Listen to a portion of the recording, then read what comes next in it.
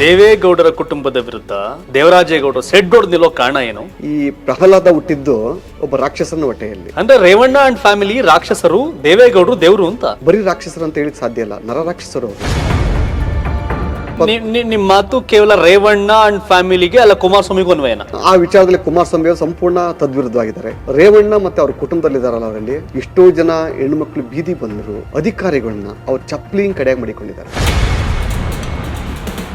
ನೀವ್ ಹೇಳದ್ ನೋಡ್ರೆ ಒಳೆ ನರಸೀಪುರದಲ್ಲಿ ಬಹುತೇಕ ಮನೆಗಳು ಹಾಳು ಮಾಡ್ಬಿಟ್ಟಿದ್ದಾರೆ ರೇವಣ್ಣ ಫ್ಯಾಮಿಲಿ ಅಂತ ಹೇಳ್ತಿದ್ದೀರಿ. ಅವ್ರ ಮುಂದೆ ಅವ್ರ ವಿಡಿಯೋ ಕೊಡ್ತೀನಿ ನೋಡ್ಲಿ ಬೇಕಾದ್ರೆ. ಈಗ ಬಂದಿರೋ ಒಂದೋ ಎರಡೋ ವಿಡಿಯೋಗೆ ಈ ಕತೆ, ನೀವ್ ಇನ್ನೊಂದಷ್ಟು ವಿಡಿಯೋ ಇಟ್ಕೊಂಡಿದ್ದೀರಾ? ಒಂದು ಎರಡಲ್ಲ, ಸಾವಿರಾರು ಇದಾವೆ ನನ್ನ ಹತ್ರ. ಊರಿಗೆ ಬೇಡದಿರೋ ಉತ್ಸಾಹ ಬರೀ ನಿಮ್ಗೆ ಯಾಕೆ ಅಂತ. ಸೊ ನಾನು ಅದೇ ತರ ನೊಂದಿರೋ ವ್ಯಕ್ತಿ ಅಲ್ವಾ. ಅಪ್ಪ ಪ್ರಜ್ವಲ್ ಬಗ್ಗೆ ಏನು? ಅವನ ವಯಸ್ಸಿನ ಮೀರಿ 10 ಪಟ್ಟು ಆ ಎಲ್ಲಾ ಕೃತ್ಯದಲ್ಲಿ ಕೈ ಹಾಕಿವನು. ಅವನು ಹೆಣ್ಣನ್ನ ಅಟ್ಟು ಕೀಳ ಕಂಡಿದ್ದಾನೆ ಅವನು. ಬರೀ ಮಾತಾ ದಾಖಲೆಗಳಿದಾವ? ನಾಟ್ ಓನ್ಲಿ ದಾಖಲೆ, ಲೈವ್ ವಿಡಿಯೋ ಕೊಡ್ತೀನಿ ನಾನು. ನೋಡ್ರೆ ನಿಮ್ಮ ವಿಡಿಯೋ ರೆಕಾರ್ಡ್ ಆಗ್ತಿದೆ. ನಾನು ಹೇಳ್ತೇನೆ, ಈಗ ಮಾತಾಡ್ಬಿಟ್ಟೆ ಶಿವು ಆಮೇಲೆ ತಗಿ ಶಿವು ಅಂದ್ರೆ ತೆಗಿಯಲ್ಲ. ನಾನು ನಿರ್ಭಯವಾಗಿ ಹೇಳ್ತಿದ್ದೀನಲ್ಲ. ಇಡೀ ರಾಜ್ಯದಲ್ಲಿ ಕಾಂಗ್ರೆಸ್ ಸರ್ಕಾರ, ಹಾಸನದಲ್ಲಿ ಜೆಡಿಎಸ್ ಸರ್ಕಾರ, ಅದು ರೇವಣ್ಣ ಸರ್ಕಾರ. ಹೌದು, ಅದರಲ್ಲಿ ಇವತ್ತು ದುರಂತ ನಾನು ಈ ಸಲ ರಬ್ಬರ್ ಸ್ಟಾಂಪ್ ಇದ್ದಾನೆ ಪಾಪ. ಅವನು ರೇವಣ್ಣ ಇಟ್ಕೊಂಡ್ರೆ ರಬ್ಬರ್ ಸ್ಟಾಂಪ್ ಖಂಡಿತ ಏನಿಲ್ಲ. ಅವನು 0 ಅವನು. ಪ್ರೀತಮ್ ಗೌಡ್ರ ವಿರುದ್ಧ ಗೆದ್ದಿರೋದು ಸ್ವರೂಪ್. ಪ್ರೀತಮ್ ಗೌಡ್ರು ಮಾಡಿರೋ ರಸ್ತೆಗಳಿಗೆ ಕಸ ಗುಡ್ಸಕ್ಕಾಗಿಲ್ಲ ಅವನ ಕೈಲಿನ. ಶಾಸಕ ಸ್ವರೂಪ್ ಆದ್ರೂ ಹೆಸರಿಗಷ್ಟೇ, ಅಧಿಕಾರ ರೇವಣ್ಣಂಗ್ ಮಾತ್ರ. ರೇವಣ್ಣಂದಿಲ್ಲ ಭಾವನೆದೇ ಇರೋದಲ್ಲಿ. ರೇವಣ್ಣಿಗೆ ಯಾಕೆ ಹೋಗ್ತೀರಾ? ರಾಜಕೀಯ ಪಕ್ಷಗಳು ರಾಜಕಾರಣವನ್ನ ಮಾಡ್ತಾರೆ. ಒಂದ್ಸರಿ ಆರೋಪ ಪ್ರತ್ಯಾರೋಪ, ಆಡಳಿತ ಪಕ್ಷ ವಿಪಕ್ಷ, ಇದು ಸಹಜವಾಗಿರುತ್ತೆ. ಆದ್ರೆ ಪ್ರಬಲ ರಾಜಕೀಯ ಪಕ್ಷದ ವಿರುದ್ಧ, ಪ್ರಬಲ ರಾಜಕೀಯ ಕುಟುಂಬದ ವಿರುದ್ಧ ಹೋರಾಟ ಮಾಡೋದು ಈಸಿ ಟಾಸ್ಕ್ ಅಲ್ಲ. ತಮಿಳುನಾಡು ಮುಖ್ಯಮಂತ್ರಿ ಸರಿಯಾಗಿ ಕೇಸ್ ಆಡಿದ್ರೆ, ತಮಿಳುನಾಡು ಮುಖ್ಯಮಂತ್ರಿ ಜಯಲಲಿತಾ ಅವ್ರನ್ನ ಜೈಲಿಗೆ ಕಳಿಸಿದ್ದು ಸುಬ್ರಹ್ಮಣ್ಯ ಸ್ವಾಮಿ. ಯಾಕಂದ್ರೆ ಕಾನೂನು ನಮ್ಮಲ್ಲಿ ಅಷ್ಟೊಂದು ಸ್ಟ್ರಾಂಗ್. ಆದರೆ ರಾಜ್ಯ ಆದರೆ ದೊಡ್ಡ ಕೇಸು ಸಹ ಸಣ್ಣದಾಗಿ ಮುಗ್ದೋಗುತ್ತೆ. ಆದರೆ ರಾಜಕಾರಣದಲ್ಲಿ ರಾಜ್ಯ ಇದೆ, ಹೋರಾಟದಲ್ಲಿ ರಾಜ್ಯ ಇಲ್ಲ. ದೇಶದ ವಿಚಾರಕ್ಕೆ ಬರೋದೇ ಆದರೆ ಸುಬ್ರಹ್ಮಣ್ಯ ಸ್ವಾಮಿ ಪ್ರಬಲರು. ಅವರು ಏನು ಆಡ್ತಾರೆ, ಏನು ಹೇಳ್ತಾರೆ ಆ ಮಾತಿಗೆ ಬದ್ಧ ಆಗಿರ್ತಾರೆ. ಈಗ ಕರ್ನಾಟಕದ ಸುಬ್ರಹ್ಮಣ್ಯ ಸ್ವಾಮಿನೇ ತಪ್ಪಾಗೋದಿಲ್ಲ, ದೇವರಾಜೇಗೌಡರು. ದೇವೇಗೌಡರ ಫ್ಯಾಮಿಲಿ ವಿರುದ್ಧ ತೊಡೆ ತಟ್ಟಿ ರಾಜಕೀಯವಾಗಿ ಹೋರಾಟ ಇದೆ. ಆದರೆ ರಾಜಕೀಯಕ್ಕಿಂತ ಹೆಚ್ಚಾಗಿ ಕಾನೂನಾತ್ಮಕವಾಗಿ ಹೋರಾಟ ಮಾಡಿ ದೇವೇಗೌಡರ ಫ್ಯಾಮಿಲಿ ಸಹ ಹಿಂದೆ ಮುಂದೆ ನೋಡುವಂತೆ ಮಾಡ್ತಿರೋದು ದೇವರಾಜೇಗೌಡರು. ಈಗ ನನ್ನ ಜೊತೆ ಮಾತಾಡಲಿಕ್ಕೆ ಕರ್ನಾಟಕದ ಸುಬ್ರಹ್ಮಣ್ಯ ಸ್ವಾಮಿ ಅಂದರೆ ತಪ್ಪಾಗೋದಿಲ್ಲ ಅಂತ ಮತ್ತೊಮ್ಮೆ ಹೇಳ್ತಾ ದೇವರಾಜೇಗೌಡರಿಗೆ ನನ್ನೊಂದು ಇದ್ದಾರೆ. ಸರ್ ನಮಸ್ಕಾರ, ಕಾರ್ಯಕ್ರಮಕ್ಕೆ ಸ್ವಾಗತ. ಬಂಡು ಧೈರ್ಯನ ಅಥವಾ ಅತಿಯಾದ ಆತ್ಮವಿಶ್ವಾಸನ ನಿಮ್ದು? ಒಂದು ಈ ಪ್ರಜಾಪ್ರಭುತ್ವ ಮೇಲೆ ಇರುವಂತ ನಂಬಿಕೆ ನನಗೆ. ಈ ದೇಶದ ಸಂವಿಧಾನದಲ್ಲಿ ಈ ನ್ಯಾಯಾಂಗದ ವ್ಯವಸ್ಥೆ ಮತ್ತೆ ಸತ್ಯ ಧರ್ಮಕ್ಕೆ ತಲೆಬಾಗಿ ನಡಿಬೇಕನ್ನೋದು ನನ್ನ ಒಂದು ಆತ್ಮವಿಶ್ವಾಸ ನನಗೆ. ದೇವೇಗೌಡರ ಕುಟುಂಬದ ವಿರುದ್ಧ ಮಾತನಾಡಬೇಕಾದ್ರೆ ಹಿಂದೆ ಮುಂದೆ ನೋಡ್ತಾರೆ, ತಾಳಪ್ಪ ನಂಬುಡಕ್ಕೆಲ್ಲಿ ಬರುತ್ತೋ ಅಂತ. ಇಂತಹ ಸನ್ನಿವೇಶದಲ್ಲಿ ಒಳೆ ನರಸೀಪುರದವರೇ ದೇವರಾಜೇಗೌಡರು ಸೆಡ್ಡೊಡ್ ನಿಲ್ಲೋ ಕಾರಣ ಏನು? ಈಗ ನಾನು ದೇವೇಗೌಡರ ಬಗ್ಗೆ ಮಾತನಾಡಲ್ಲ, ಯಾಕಂದ್ರೆ ನಾನು ಅವ್ರನ್ನ ಪೂಜ್ಯ ಸ್ಥಾನದಲ್ಲಿ ಅಂದ್ರೆ ದೇವ್ರ ಸ್ಥಾನದಲ್ಲಿ ನೋಡ್ತೀನಿ ನಾನಲ್ಲಿ. ಈಗಲೂ ಹೌದು, ಮುಂದೇನು ಈಗಲೇ ಮಾತಾಡಲ್ಲ, ಮುಂದೇನು ಕೂಡ. ಯಾಕೆಂದ್ರೆ ನನ್ನ ಊರಿನವರು, ನನ್ನ ಮಣ್ಣಿನಲ್ಲಿ ಬೆಳೆದಂಥವ್ರು, ನಮ್ಮ ಮಣ್ಣಿನ ಮಗ. ಈ ದೇಶದ ಪತಾಕಿಯನ್ನು ಹಾರಿಸಿದಾರಲ್ಲಿ, ಕೆಂಪು ಕೋಟೆಯ ಮೇಲೆ ಬಾವುಟನ ಹಾರಿಸಿದಾರಲ್ಲಿ. ಇವತ್ತು ನಾವು ಮೋದಿಜಿಯವ್ರು ಎಷ್ಟು ಹೊಗಳ್ತೀವಲ್ಲ, ನಮ್ಮ ನರೇಂದ್ರ ಮೋದಿಜಿ ಅಂತೇಳಿ. ನಾರ್ತ್ ಇಂಡಿಯಾ ಅವರು ಅದು ಹುಟ್ಟು ಬೆಳೆದ ಜಾಗ, ಅಲ್ಲಿ ಅವ್ರನ್ನ ಪ್ರಶಂಸೆ ಮಾಡ್ತೀವಿ. ಅಲ್ಲಿ ನನ್ನೂರಲ್ಲಿ ನನ್ನ ಕಣ್ಣು ಮುಂದೆ ಒಂದು ದೇವರಿದೆ ಅಂತ ಅಂದಾಗ ನಾನು ಯಾಕೆ ಅವ್ರನ್ನ ನಾನು ಗೌರವಿಸಬಾರ್ದು? ದೇವೇಗೌಡರಲ್ಲಿ ದೇವ್ರು ಕಾಣ್ತಿದ್ದೀರಿ, ದೇವೇಗೌಡರನ್ನ ಹಾಡಿ ಹೊಗಳ್ತಾ ಇದ್ದೀರಿ. ಆದರೆ ದೇವೇಗೌಡರ ಪುತ್ರ ರೇವಣ್ಣ, ಸೊಸೆ ಭವಾನಿ ರೇವಣ್ಣ, ಮೊಮ್ಮಗ ಪ್ರಜ್ವಲ್ ರೇವಣ್ಣ ವಿರುದ್ಧ ಬಿಟ್ಟು ಬಿಡ್ದಂಗೆ ಅವ್ರನ್ನ ಕೋರ್ಟ್ ಕಟೆಗೆ ಏರಿಸಿ ಎಲ್ಲವೂ ಒಂದು ಕ್ಷಣ ಬಾಯಿಗೆ ಬರೋಂಗೆ ಮಾಡ್ಬಿಟ್ಟಿದ್ರಿ. ಯಾಕೆ ಮತ್ತೆ? ಈಗ ಒಂದು ನೋಡಿ, ಇಲ್ಲಿ ಉಲ್ಟಾ ಏನು ಅಂತ ಅಂದ್ರಲ್ಲಿ, ಈ ಪ್ರಹ್ಲಾದ ಹುಟ್ಟಿದ್ದು ಒಬ್ಬ ರಾಕ್ಷಸನ ಹೊಟ್ಟೆಯಲ್ಲಿ. ಬಟ್ ಪ್ರಹ್ಲಾದನ ಸ್ಥಾನದಲ್ಲಿ ದೇವೇಗೌಡರು ಇದ್ದಾರೆ ಇಲ್ಲಿ ಇವತ್ತು. ಪ್ರಹ್ಲಾದನ ತಂದೆ ಸ್ಥಾನದಲ್ಲಿ ಅವ್ರ ಮಕ್ಕಳಿದ್ದಾರೆ ಅಲ್ಲಿ. ಸೊ ಉಲ್ಟಾ ಆಗಿದೆ ಇಲ್ಲಿ. ಅಂದ್ರೆ ರೇವಣ್ಣ ಅಂಡ್ ಫ್ಯಾಮಿಲಿ ರಾಕ್ಷಸರು, ದೇವೇಗೌಡರು ದೇವ್ರು ಅಂತ. ಸೊ ಖಂಡಿತ ಒಂದ್ ರೀತಿ ಬರೀ ರಾಕ್ಷಸರು ಅಂತ ಹೇಳಿಕ್ ಸಾಧ್ಯ ಇಲ್ಲ, ನರರಾಕ್ಷಸರು ಅವರು. ಇಡೀ ಹಾಸನ ಜಿಲ್ಲೆಯಲ್ಲಿ ದೇವೇಗೌಡರು ತನ್ನ ರಾಜಕೀಯ ಅವಧಿಯಲ್ಲಿ ಒಂದೇ ಒಂದು ಕಪ್ ಚುಕ್ಕಿತ್ತಿಲ್ಲ ದೇವೇಗೌಡರಿಗೆ. ಒಂದೇ ಒಂದು ಕೆಟ್ಟ ಹೆಸರು ತಗೊಳ್ಳಿಲ್ಲ ಅವರಲ್ಲಿ. ಒಬ್ಬ ಸಾಮಾನ್ಯ ರೈತನ ಕುಟುಂಬದಲ್ಲಿ ಹುಟ್ಟಿ ಬೆಳೆದವರಲ್ಲಿ ಜಿಲ್ಲಾ ಪಂಚಾಯತಿ ಮೆಂಬರ್ ಆಗಿ, ಒಬ್ಬ ಶಾಸಕರಾಗಿ ಅಲ್ಲಿ, ಆಮೇಲೆ ಸಚಿವರಾಗಿ ಅಲ್ಲಿ ರೈತರನ್ನ ಮನಸ್ಸನ್ನು ಗೆದ್ದಂಥ ಏಕೈಕ ವ್ಯಕ್ತಿ ದೇವೇಗೌಡರವರು. ಅಂಥವರು ರಾಷ್ಟ್ರ ಮಟ್ಟದಲ್ಲಿ ಪ್ರಧಾನಿಯಾಗಿ ಬೆಳೀತಾರೆ ಅಂತಂದರೆ ಅವರ ಒಂದು ಪ್ರಾಮಾಣಿಕತನ, ಜನ ಮೇಲೆ ಇಟ್ಟಿದ್ದಂಥ ನಂಬಿಕೆ ಅದು, ಆಮೇಲೆ ಜನಗಳ ಮೇಲಿದ್ದಂಥ ಪೂಜ್ಯ ಭಾವನೆ ಅವ್ರದ್ದು ದೇವೇಗೌಡರದು. ಅವರು ದಿನದ 24 ಗಂಟೆಯಲ್ಲಿ ಏನೊಂದು ನನ್ನ ಅನುಭವದ ಪ್ರಕಾರ 18 ರಿಂದ 19 ಗಂಟೆ ಜನರಿಗಾಗಿ ಯೋಚನೆ ಮಾಡ್ತಾರಲ್ಲಿ, ಜನರಿಗಾಗಿ ಜೀವನ ಮಾಡ್ತಾರೆ, ಜನರಿಗಾಗಿ ಅವರ ರಾಜಕೀಯ ಭವಿಷ್ಯವನ್ನು ಕಳೀತಾರೆ ಅಲ್ಲಿ. ಇವರ ಮಕ್ಕಳು ಮೊಮ್ಮಕ್ಕಳು ಏನಿದೆ ಅಂತ ಅಂದ್ರೆ ಅಲ್ಲಿ 24 ಗಂಟೆಯಲ್ಲಿ ನಿಮ್ಮ ಮಾತು ಕೇವಲ ರೇವಣ್ಣ ಅಂಡ್ ಫ್ಯಾಮಿಲಿಗೆ ಅಲ್ಲ ಕುಮಾರಸ್ವಾಮಿಗೂ ಅನ್ವಯನ? ಇಲ್ಲ, ಖಂಡಿತ. ನಾನು ಕುಮಾರಸ್ವಾಮಿ ಅವ್ರ ಬಗ್ಗೆ ಮಾತನಾಡಲ್ಲ. ನಾನು ಆ ವಿಚಾರದಲ್ಲಿ ಕುಮಾರಸ್ವಾಮಿ ಅವರು ಸಂಪೂರ್ಣ ತದ್ವಿರುದ್ಧವಾಗಿದ್ದಾರೆ. ಅವರಲ್ಲಿ ಅವರ ವೈಯಕ್ತಿಕ ಬದುಕು ಅಷ್ಟಾಗಿ ಕೆಟ್ಟದಾಗಿಲ್ಲ ಕುಮಾರಸ್ವಾಮಿ ಅವರಲ್ಲಿ. ರೇವಣ್ಣ ಮತ್ತು ಅವ್ರ ಕುಟುಂಬದಲ್ಲಿದ್ದಾರಲ್ಲ ಅವರಲ್ಲಿ, ಅವರಿಂದ ಎಷ್ಟೋ ಜನ ಹಲ್ಲೆಗೊಳಗಾದರು, ಎಷ್ಟೋ ಜನ ಇಂಡೈರೆಕ್ಟಾಗಿ ಕೊಲೆಗಳಿಗೆ ಕಾರಣ ಆಯಿತು, ಎಷ್ಟೋ ಜನ ಹೆಣ್ಮಕ್ಳು ಬೀದಿ ಬಂದರು, ಎಷ್ಟೋ ಜನ ಹೆಣ್ಮಕ್ಳು ತನ್ನ ಭವಿಷ್ಯನ ಕಳ್ಕೊಂಡ್ರು, ಎಷ್ಟೋ ಜನ ತನ್ನ ಮನೆ ಮಠ ಕಳ್ಕೊಂಡ್ರಲ್ಲಿ, ಅವ್ರ ದರ್ಪ ದೌರ್ಜನ್ಯಕ್ಕೆ ಒಳಗಾರಲ್ಲಿ, ಅಮಾಯಕರ ಮೇಲೆ ಕೇಸ್ ಹಾಕಿದ್ರು. ಈವನ್ ಟುಡೇ ಕೇಸ್ ಆಗ್ತಲ್ಲ ಅವರಲ್ಲಿ. ವಿಶೇಷವಾಗಿ ಏನು ಅಂತಂದ್ರಲ್ಲಿ ಅವರು ಅಧಿಕಾರಿಗಳನ್ನ ಅವ್ರು ಚಪ್ಪಲಿಂಗ್ ಕಡೆಯಾಗಿ ಮಾಡಿಕೊಂಡಿದ್ದಾರೆ. ರೇವಣ್ಣ ಅಂಡ್ ಫ್ಯಾಮಿಲಿ ಹಾಸನ ಜಿಲ್ಲೆಯಲ್ಲಿ ಅಧಿಕಾರಿಗಳನ್ನ ಚಪ್ಪಲಿಗಿಂತ ಕಡಿಯಾಗಿ ಇಟ್ಕೊಂಡವ್ರು. ಚಪ್ಪಲಿಗೆ ಒಂದು ಗೌರವ ಕೊಡ್ತಾರೆ, ಅದಕ್ಕೊಂದು ಶೋಕೇಸ್ ಅಲ್ಲಿ ಮಾಡಬೇಕು, ಮನೆ ಹತ್ರ ಬಿಡ್ತೀವಿ ಅಂತ ಹೇಳಿ ಅದಕ್ಕಿಂತ ಕಡೆಯಾಗಿ ಮಾಡ್ತಾರೆ ಅಲ್ಲಿ. ನೋಡಿ ಎಷ್ಟು ಡಿಕ್ಟೇಟರ್ಶಿಪ್ ಇದೆ ಅಂತ ಅಂದ್ರೆ, ಒಬ್ಬ IAS IPS ಅಧಿಕಾರಿಗಳನ್ನ ಅವ್ರ ಮನೆಗೆ ಯಾರಾದ್ರು ಬಂದ್ರೆ ಕೂರ್ಸಿ ಮಾತಾಡಬೇಕು ಅನ್ನೋದು ಸೌಜನ್ಯ ಇಲ್ಲ ಅಲ್ಲಿ. ಆ IAS IPS ಇವನು ಓದಿರೋದು 8ನೇ ಕ್ಲಾಸ್ 9ನೇ ಕ್ಲಾಸ್ ರೇವಣ್ಣ. IAS IPS ನ ನಿಲ್ಲಿಸ್ತಾನೆ ಮಾತಾಡ್ಸ್ಬೇಕಾರಲ್ಲಿ. ಯಾವ ಅಧಿಕಾರಿ ಬರಲಿ ಔಟ್ ಅವ್ರು ಸಲೋಟ್ ಹೊಡಿಬೇಕಲ್ಲಿ, ತಲೆ ಕೆರಿಬೇಕಲ್ಲಿ. ಪ್ರತ್ಯಕ್ಷ ಸಾಕು ಹಲವಾರು ಇದಾವಲ್ಲಿ. ಈಗ ತುಂಬ ಜನ IAS IPS ಅಧಿಕಾರಿಗಳು ಹಾಸನ ಜಿಲ್ಲೆ ಬರ್ಬೇಕಾರಲ್ಲಿ ಒಂದು 2-3 ತಿಂಗಳು ಹೇಳ್ತಾರೆ, ಎಂಥ ಒಂದು ದಿಟ್ಟ ಅಧಿಕಾರಿ ಬಂದವನೇ, ಎಂಥ ಒಬ್ಬ ಗಂಡೆದೆ ಒಂದು ಭಾಳ ಮಾಡ್ತಾರೆ ಅಲ್ಲಿ. 2.5 ತಿಂಗಳು 3 ತಿಂಗಳ ಮೇಲೆ ಅವರೇ ಸೆಂಡರ್ ಆಗಿರ್ತಾರೆ ಅಲ್ಲಿ. ನಾನು ನನ್ನ ರಾಜಕೀಯ ಬದುಕಿನಲ್ಲಿ ತುಂಬ ಜನ ಅಧಿಕಾರಿಗಳು ನೋಡಿದೆ ಅಲ್ಲಿ. ಆಮೇಲೆ ಅತಿ ಹೆಚ್ಚು ಅವರು ಬಳಸ್ಕೊಳ್ಳೋದು ಯಾವುದು ಅಂತ ಅಂದರೆ ರೆವಿನ್ಯೂ ಇಲಾಖೆ, irrigation department, major police department, ಈ 3 ಇಲಾಖೆಗಳನ್ನ ಮೇಜರ್ ಬಳಸ್ಕೋತಾರೆ. ಸೊ ಅವರು ಯಾವಾಗ ಇವ್ರು ಕಂಟ್ರೋಲಿಗೆ ಬರ್ತಾರೋ ಅಲ್ಲಿ ಆಗ ಸಿಸ್ಟಮ್ಸ್ ಎಲ್ಲ ಕೊಲ್ಯಾಪ್ಸ್ ಆಗ್ತದೆ ಅಲ್ಲಿ. S, okay. ರೇವಣ್ಣ ದುರಹಂಕಾರದ ವರ್ತನೆ, ಅಧಿಕಾರಿಗಳನ್ನ ಚಪ್ಪಲಿಗಿಂತ ಕಡೆಯಾಗಿ ನೋಡ್ತಾರೆ. ಓಕೆ, ಪಾಪ ಭವಾನಿ ರೇವಣ್ಣ ಅವರು, ಆ ಪ್ರಜ್ವಲ್ ರೇವಣ್ಣ ಅವ್ರ ಮೇಲೆ ನಿಮ್ದು ಸಿಟ್ಟು ಕೋಪ ಅಲ್ಲ ಯಾಕೆ ಸರ್? ನೋಡಿ, ಒಂದು ಭವಾನಿ ಅಕ್ಕ ಅವರು, ನಾನು ಅಕ್ಕ ಅನ್ನೋ ಭಾವನೆಯಲ್ಲೇ ಮಾಡ್ತೀನಿ ಇಲ್ಲಿ. ಅವ್ರ ಮೇಲೆ ಸಿಟ್ಟಲ್ಲ ನಿಮ್ಮ ಅಕ್ಕನ ಮೇಲೆ? ಅವರಲ್ಲಿ ಏನಿದೆ, ಹೆಣ್ಣುತನ ಕಳ್ಕೊಂಡಿದ್ದಾರೆ ಅವರು. ಅವ್ರಿಗೆ ಕ್ರೂರತ್ವನ ಬೆಳೆದಿದೆ ಈಗ. ಮೊನ್ನೆ ಆ ಕಾರ ಇನ್ಸಿಡೆಂಟ್, ಹೌದು. ಈಗ ಮತ್ತೆ ಯಾವ್ದೋ ಆಸ್ತಿ ಸಂಬಂಧಪಟ್ಟ ಈ ಪ್ರಕರಣಗಳು ಅದ್ರ ಮೀರು ಬೇರೆ ಇದೆಯಾ? ಅಲ್ಲ, ಹಲವಾರು ಇದಾವೆ. ಸಂದರ್ಭ ಬಂದಾಗ ನಾನು ಆಚೆ ಬಂದಿಲ್ಲ, ಯಾವುದು ಅದು ಎಲ್ಲ ಬರ್ತಾವೆ, ಎಲ್ಲ ರೆಡಿ ಇದೆ. ನನ್ನ ಆಲ್ರೆಡಿ ನಮ್ಮ ಶಕ್ತಿ ಮೀರಿ ಯೋಚನೆ ಮಾಡುವಷ್ಟು ಜನ ನನ್ನ ಅಪ್ರೋಚ್ ಆಗಿದ್ದಾರೆ ಈಗ ಈ ಘಟನೆಗಳು ನಡೆದ ಮೇಲೆ. ಹಲವಾರು ಜನ ಹೆಣ್ಮಕ್ಳು, ಮದುವೆ ಆಗಿದ್ರೆ ಹೆಣ್ಮಕ್ಳು ನನ್ನ ಜೊತೆ ಬಂದು ಮಾತನಾಡಿದ್ದಾರೆ, ಮದುವೆ ಆಗಿರೋಂಥವ್ರು ಬಂದಿದ್ದಾರೆ, ಮದುವೆ ಆಗಿ ಗಂಡ ಹೆಂಡತಿ ಒಟ್ಟಿ ಬಂದು ಕೂತು ಮಾತಾಡಿದ್ದಾರೆ, ಅವರಿಂದ ಬದುಕನ್ನ ಆಶೆ ಮಾಡ್ಕೊಂಡ್ರು ಅಂಥವ್ರು. ನಾನು ಸಂದರ್ಭ ಬಂದಾಗ ಎಲ್ಲನೂ ಕೊಡ್ತೀನಿ ಬಿಡುಗಡೆ. ನೀವು ಹೇಳೋದು ನೋಡಿದ್ರೆ ಒಳೆ ನರಸೀಪುರದಲ್ಲಿ ಬಹುತೇಕ ಮನೆಗಳನ್ನ ಹಾಳು ಮಾಡ್ಬಿಟ್ಟಿದ್ದಾರೆ ರೇವಣ್ಣ ಫ್ಯಾಮಿಲಿ ಅಂತ ಹೇಳ್ತಿದ್ದೀರಿ. ಖಂಡಿತ ಸಾಕ್ಷಿಗಳು ಬೇಕು. ಯಾರು ಹೆಣ್ಮಕ್ಳು ನಾನು ಮಾತಾಡ್ತಿರೋದು ತಪ್ಪು ಅಂತ ಅಂದರೆ ಅವ್ರು ನೇರ ನಾನು ಬರಲಿ, ಅವ್ರಿಗೆ ನಾನು ಅವ್ರ ಮುಂದೆ ಅವ್ರು ವಿಡಿಯೋ ಕೊಡ್ತೀನಿ, ನೋಡ್ಲಿ ಬೇಕಾದ್ರೆ ಅವರು. ಆಮೇಲೆ ಅವಳು ಹೆಣ್ಮಗಳು ನಮ್ಮ ವಿಡಿಯೋ ಕೊಡ್ತೀನಿ ಅಂತ ಹೇಳ್ತಿದ್ದೀರಿ. ಹೌದು, ಈಗ ಯಾರು ನೋಡ್ಬೇಕಂತಾರಲ್ಲ, ನೀನು ಭವಾನಿ ಅಕ್ಕನ ಬಗ್ಗೆ ಕೆಟ್ಟ ಮಾತಾಡ್ತಾ ಇದೀಯಾ, ಅವ್ರು ಹೆಣ್ಮಕ್ಳನ್ನ ಆ ಥರ ತುಚ್ಚುವ ಕಾಣಕ್ಕಲ್ಲ ಅಂತ ಹೇಳ್ತಾರಲ್ಲ, ಅಲ್ಲಿ ತುಚ್ಚುವ ಕಂಡ್ರ ಅಂತ ವಿಡಿಯೋಗಳು ಅವ್ರು ಕೊಡ್ತೀನಿ, ನೋಡ್ಕೊಳ್ಳಿ ಅವ್ರಿಗೆ, ನೋಡ್ಲಿ ಅವ್ರಲ್ಲಿ, ಆಗ ಅವರು ತೀರ್ಮಾನ ಮಾಡಲಿ. ಯಾರು ಈಗ ಬಂದಿರೋ 1-2 ವಿಡಿಯೋಗೆ ಈ ಕತೆ, ನೀವು ಇನ್ನೊಂದಷ್ಟು ವಿಡಿಯೋ ಇಟ್ಕೊಂಡಿದ್ದೀರಾ? ಸಾವಿರಾರು ಇದಾವನಂತ, 1-2 ಅಲ್ಲ, ಸಾವಿರಾರು ಇದಾವೆ ನನ್ನ ಹತ್ರ. ನಮ್ಮ ಕನ್ನಡದ ಹೆಣ್ಮಕ್ಳು, ನಮ್ಮ ಜಿಲ್ಲೆಯವರು, ಅವ್ರ ನೋವುಗಳನ್ನು ಕೇಳಿದ್ರೆ ಕಣ್ಣಲ್ಲಿ ನೀರು ಬರಲ್ಲ, ರಕ್ತ ಬರ್ತದೆ ಅಲ್ಲಿ, ಬಟ್ ರಕ್ಷಣೆ ಇಲ್ಲ ಅವ್ರಿಗೆ. ದೇವೇಗೌಡರ ಮಗನಾದ ರೇವಣ್ಣ ಅವರ ಫ್ಯಾಮಿಲಿಯ ಮತ್ತಷ್ಟು ಮಗದಷ್ಟು ಬೇರೆ ಬೇರೆ ಇನ್ನೂ ಮುಖಗಳಿವೆ ಅಂತ ಹೇಳ್ತಿದ್ದೀರಿ. ಖಂಡಿತ ಸರ್. ಇವತ್ತು ಒಬ್ಬ ಮಗ MP, ಊರಿಗೆ ಬೇಡದಿರೋ ಉಸಾಬರಿ ನಿಮ್ಗೆ ಯಾಕೆ ಅಂತ ನಾನು ನಿಮ್ಮ ಡಿಸ್ಕಸ್ ಮಾಡ್ತಿಲ್ಲ, ಸಹಜವಾಗಿ ಕೇಳೋ ಪ್ರಶ್ನೆ ಕೇಳ್ತಿದ್ದೀನಿ ಸರ್. ನಾನು ಅದೇ ಥರ ನೊಂದಿರೋ ವ್ಯಕ್ತಿ ಅಲ್ವಾ ನಿಮ್ಮ ಜೀವನದಲ್ಲೂ? ಎಸ್, ನಾನು ಜೀವನದಲ್ಲಿ ನೊಂದಿದ್ದೀನಿ ಅಲ್ಲಿ. ಅದು ಯಾರಿಂದ ಅಂತ ಬೇಡ, ಅದು ನಾನು ನೋವಲ್ಲಿ ಅನುಭವಿಸಿದ್ದೀನಿ ನಾನು. ಅವರು ಬಂದು ನನ್ನ ಹತ್ರ ನೋವುಗಳು ಹೇಳಿದಾಗ ನನ್ನಲ್ಲಿ ಫಸ್ಟ್ ಬರ್ತದ್ದು ನನ್ನ ಜೀವನದ ಬದುಕು. ಸೊ ನಾನೇನೋ ಇವತ್ತು ಏನಾಗಿದ್ದೀನೋ ಬೇರೆ ವಿಚಾರದಲ್ಲಿ, ಆದರೆ ನಂತರ ಅವರೆಲ್ಲ ಆಗೋದು ಬೇಡ ಅಲ್ವಾ. ಅವ್ರ ಬದುಕು ಸ್ವಲ್ಪ ಹಸನಾಗಬೇಕು ಅಂತ ಅಂದರೆ ಫಸ್ಟ್ ದುಷ್ಟರ ಸಂಹಾರ ಆಗಲೇಬೇಕು ಇಲ್ಲಿ. ಇಲ್ಲಿ ಒಂದು ಸ್ವಾತಂತ್ರ್ಯ ಅವ್ರಿಗೆ ಬೇಕು ಅಂತ ಅಂದರೆ ಫಸ್ಟ್ ಇವ್ರದ ರಾಕ್ಷಸ ಗುಣ ನಾಶ ಆಗ್ಬೇಕು ಇವರಿಂದ. ಅವ್ರು ನಾಶ ಆಗ್ಬೇಕಂತಲ್ಲ, ಅವರಲ್ಲಿರೋಂಥ ರಾಕ್ಷಸ ಗುಣಗಳು ನಾಶ ರೇವಣ್ಣ ಅವ್ರ ಪತ್ನಿ, ರೇವಣ್ಣ ಅವ್ರ ಮಕ್ಕಳಲ್ಲಿರ್ತಕ್ಕಂಥ ರಾಕ್ಷಸ ತರ ನಾಶ ಆಗ್ಬೇಕು. ಹೌದು, ನಾಶ ಆಗ್ಬೇಕದು. ಅವ್ರು ನಿಜವಾದ ಮಾನವರಾಗಬೇಕು. ಅಲ್ಲಿಗಂಟ ನನ್ನ ಹೋರಾಟ ಹೀಗೆ ಇರ್ತದೆ. ಓಕೆ, ರೇವಣ್ಣ ಅವ್ರ ಬಗ್ಗೆ ಹೇಳಿದ್ರಿ, ಭವಾನಿ ಅವ್ರ ಬಗ್ಗೆ ಹೇಳಿದ್ರಿ.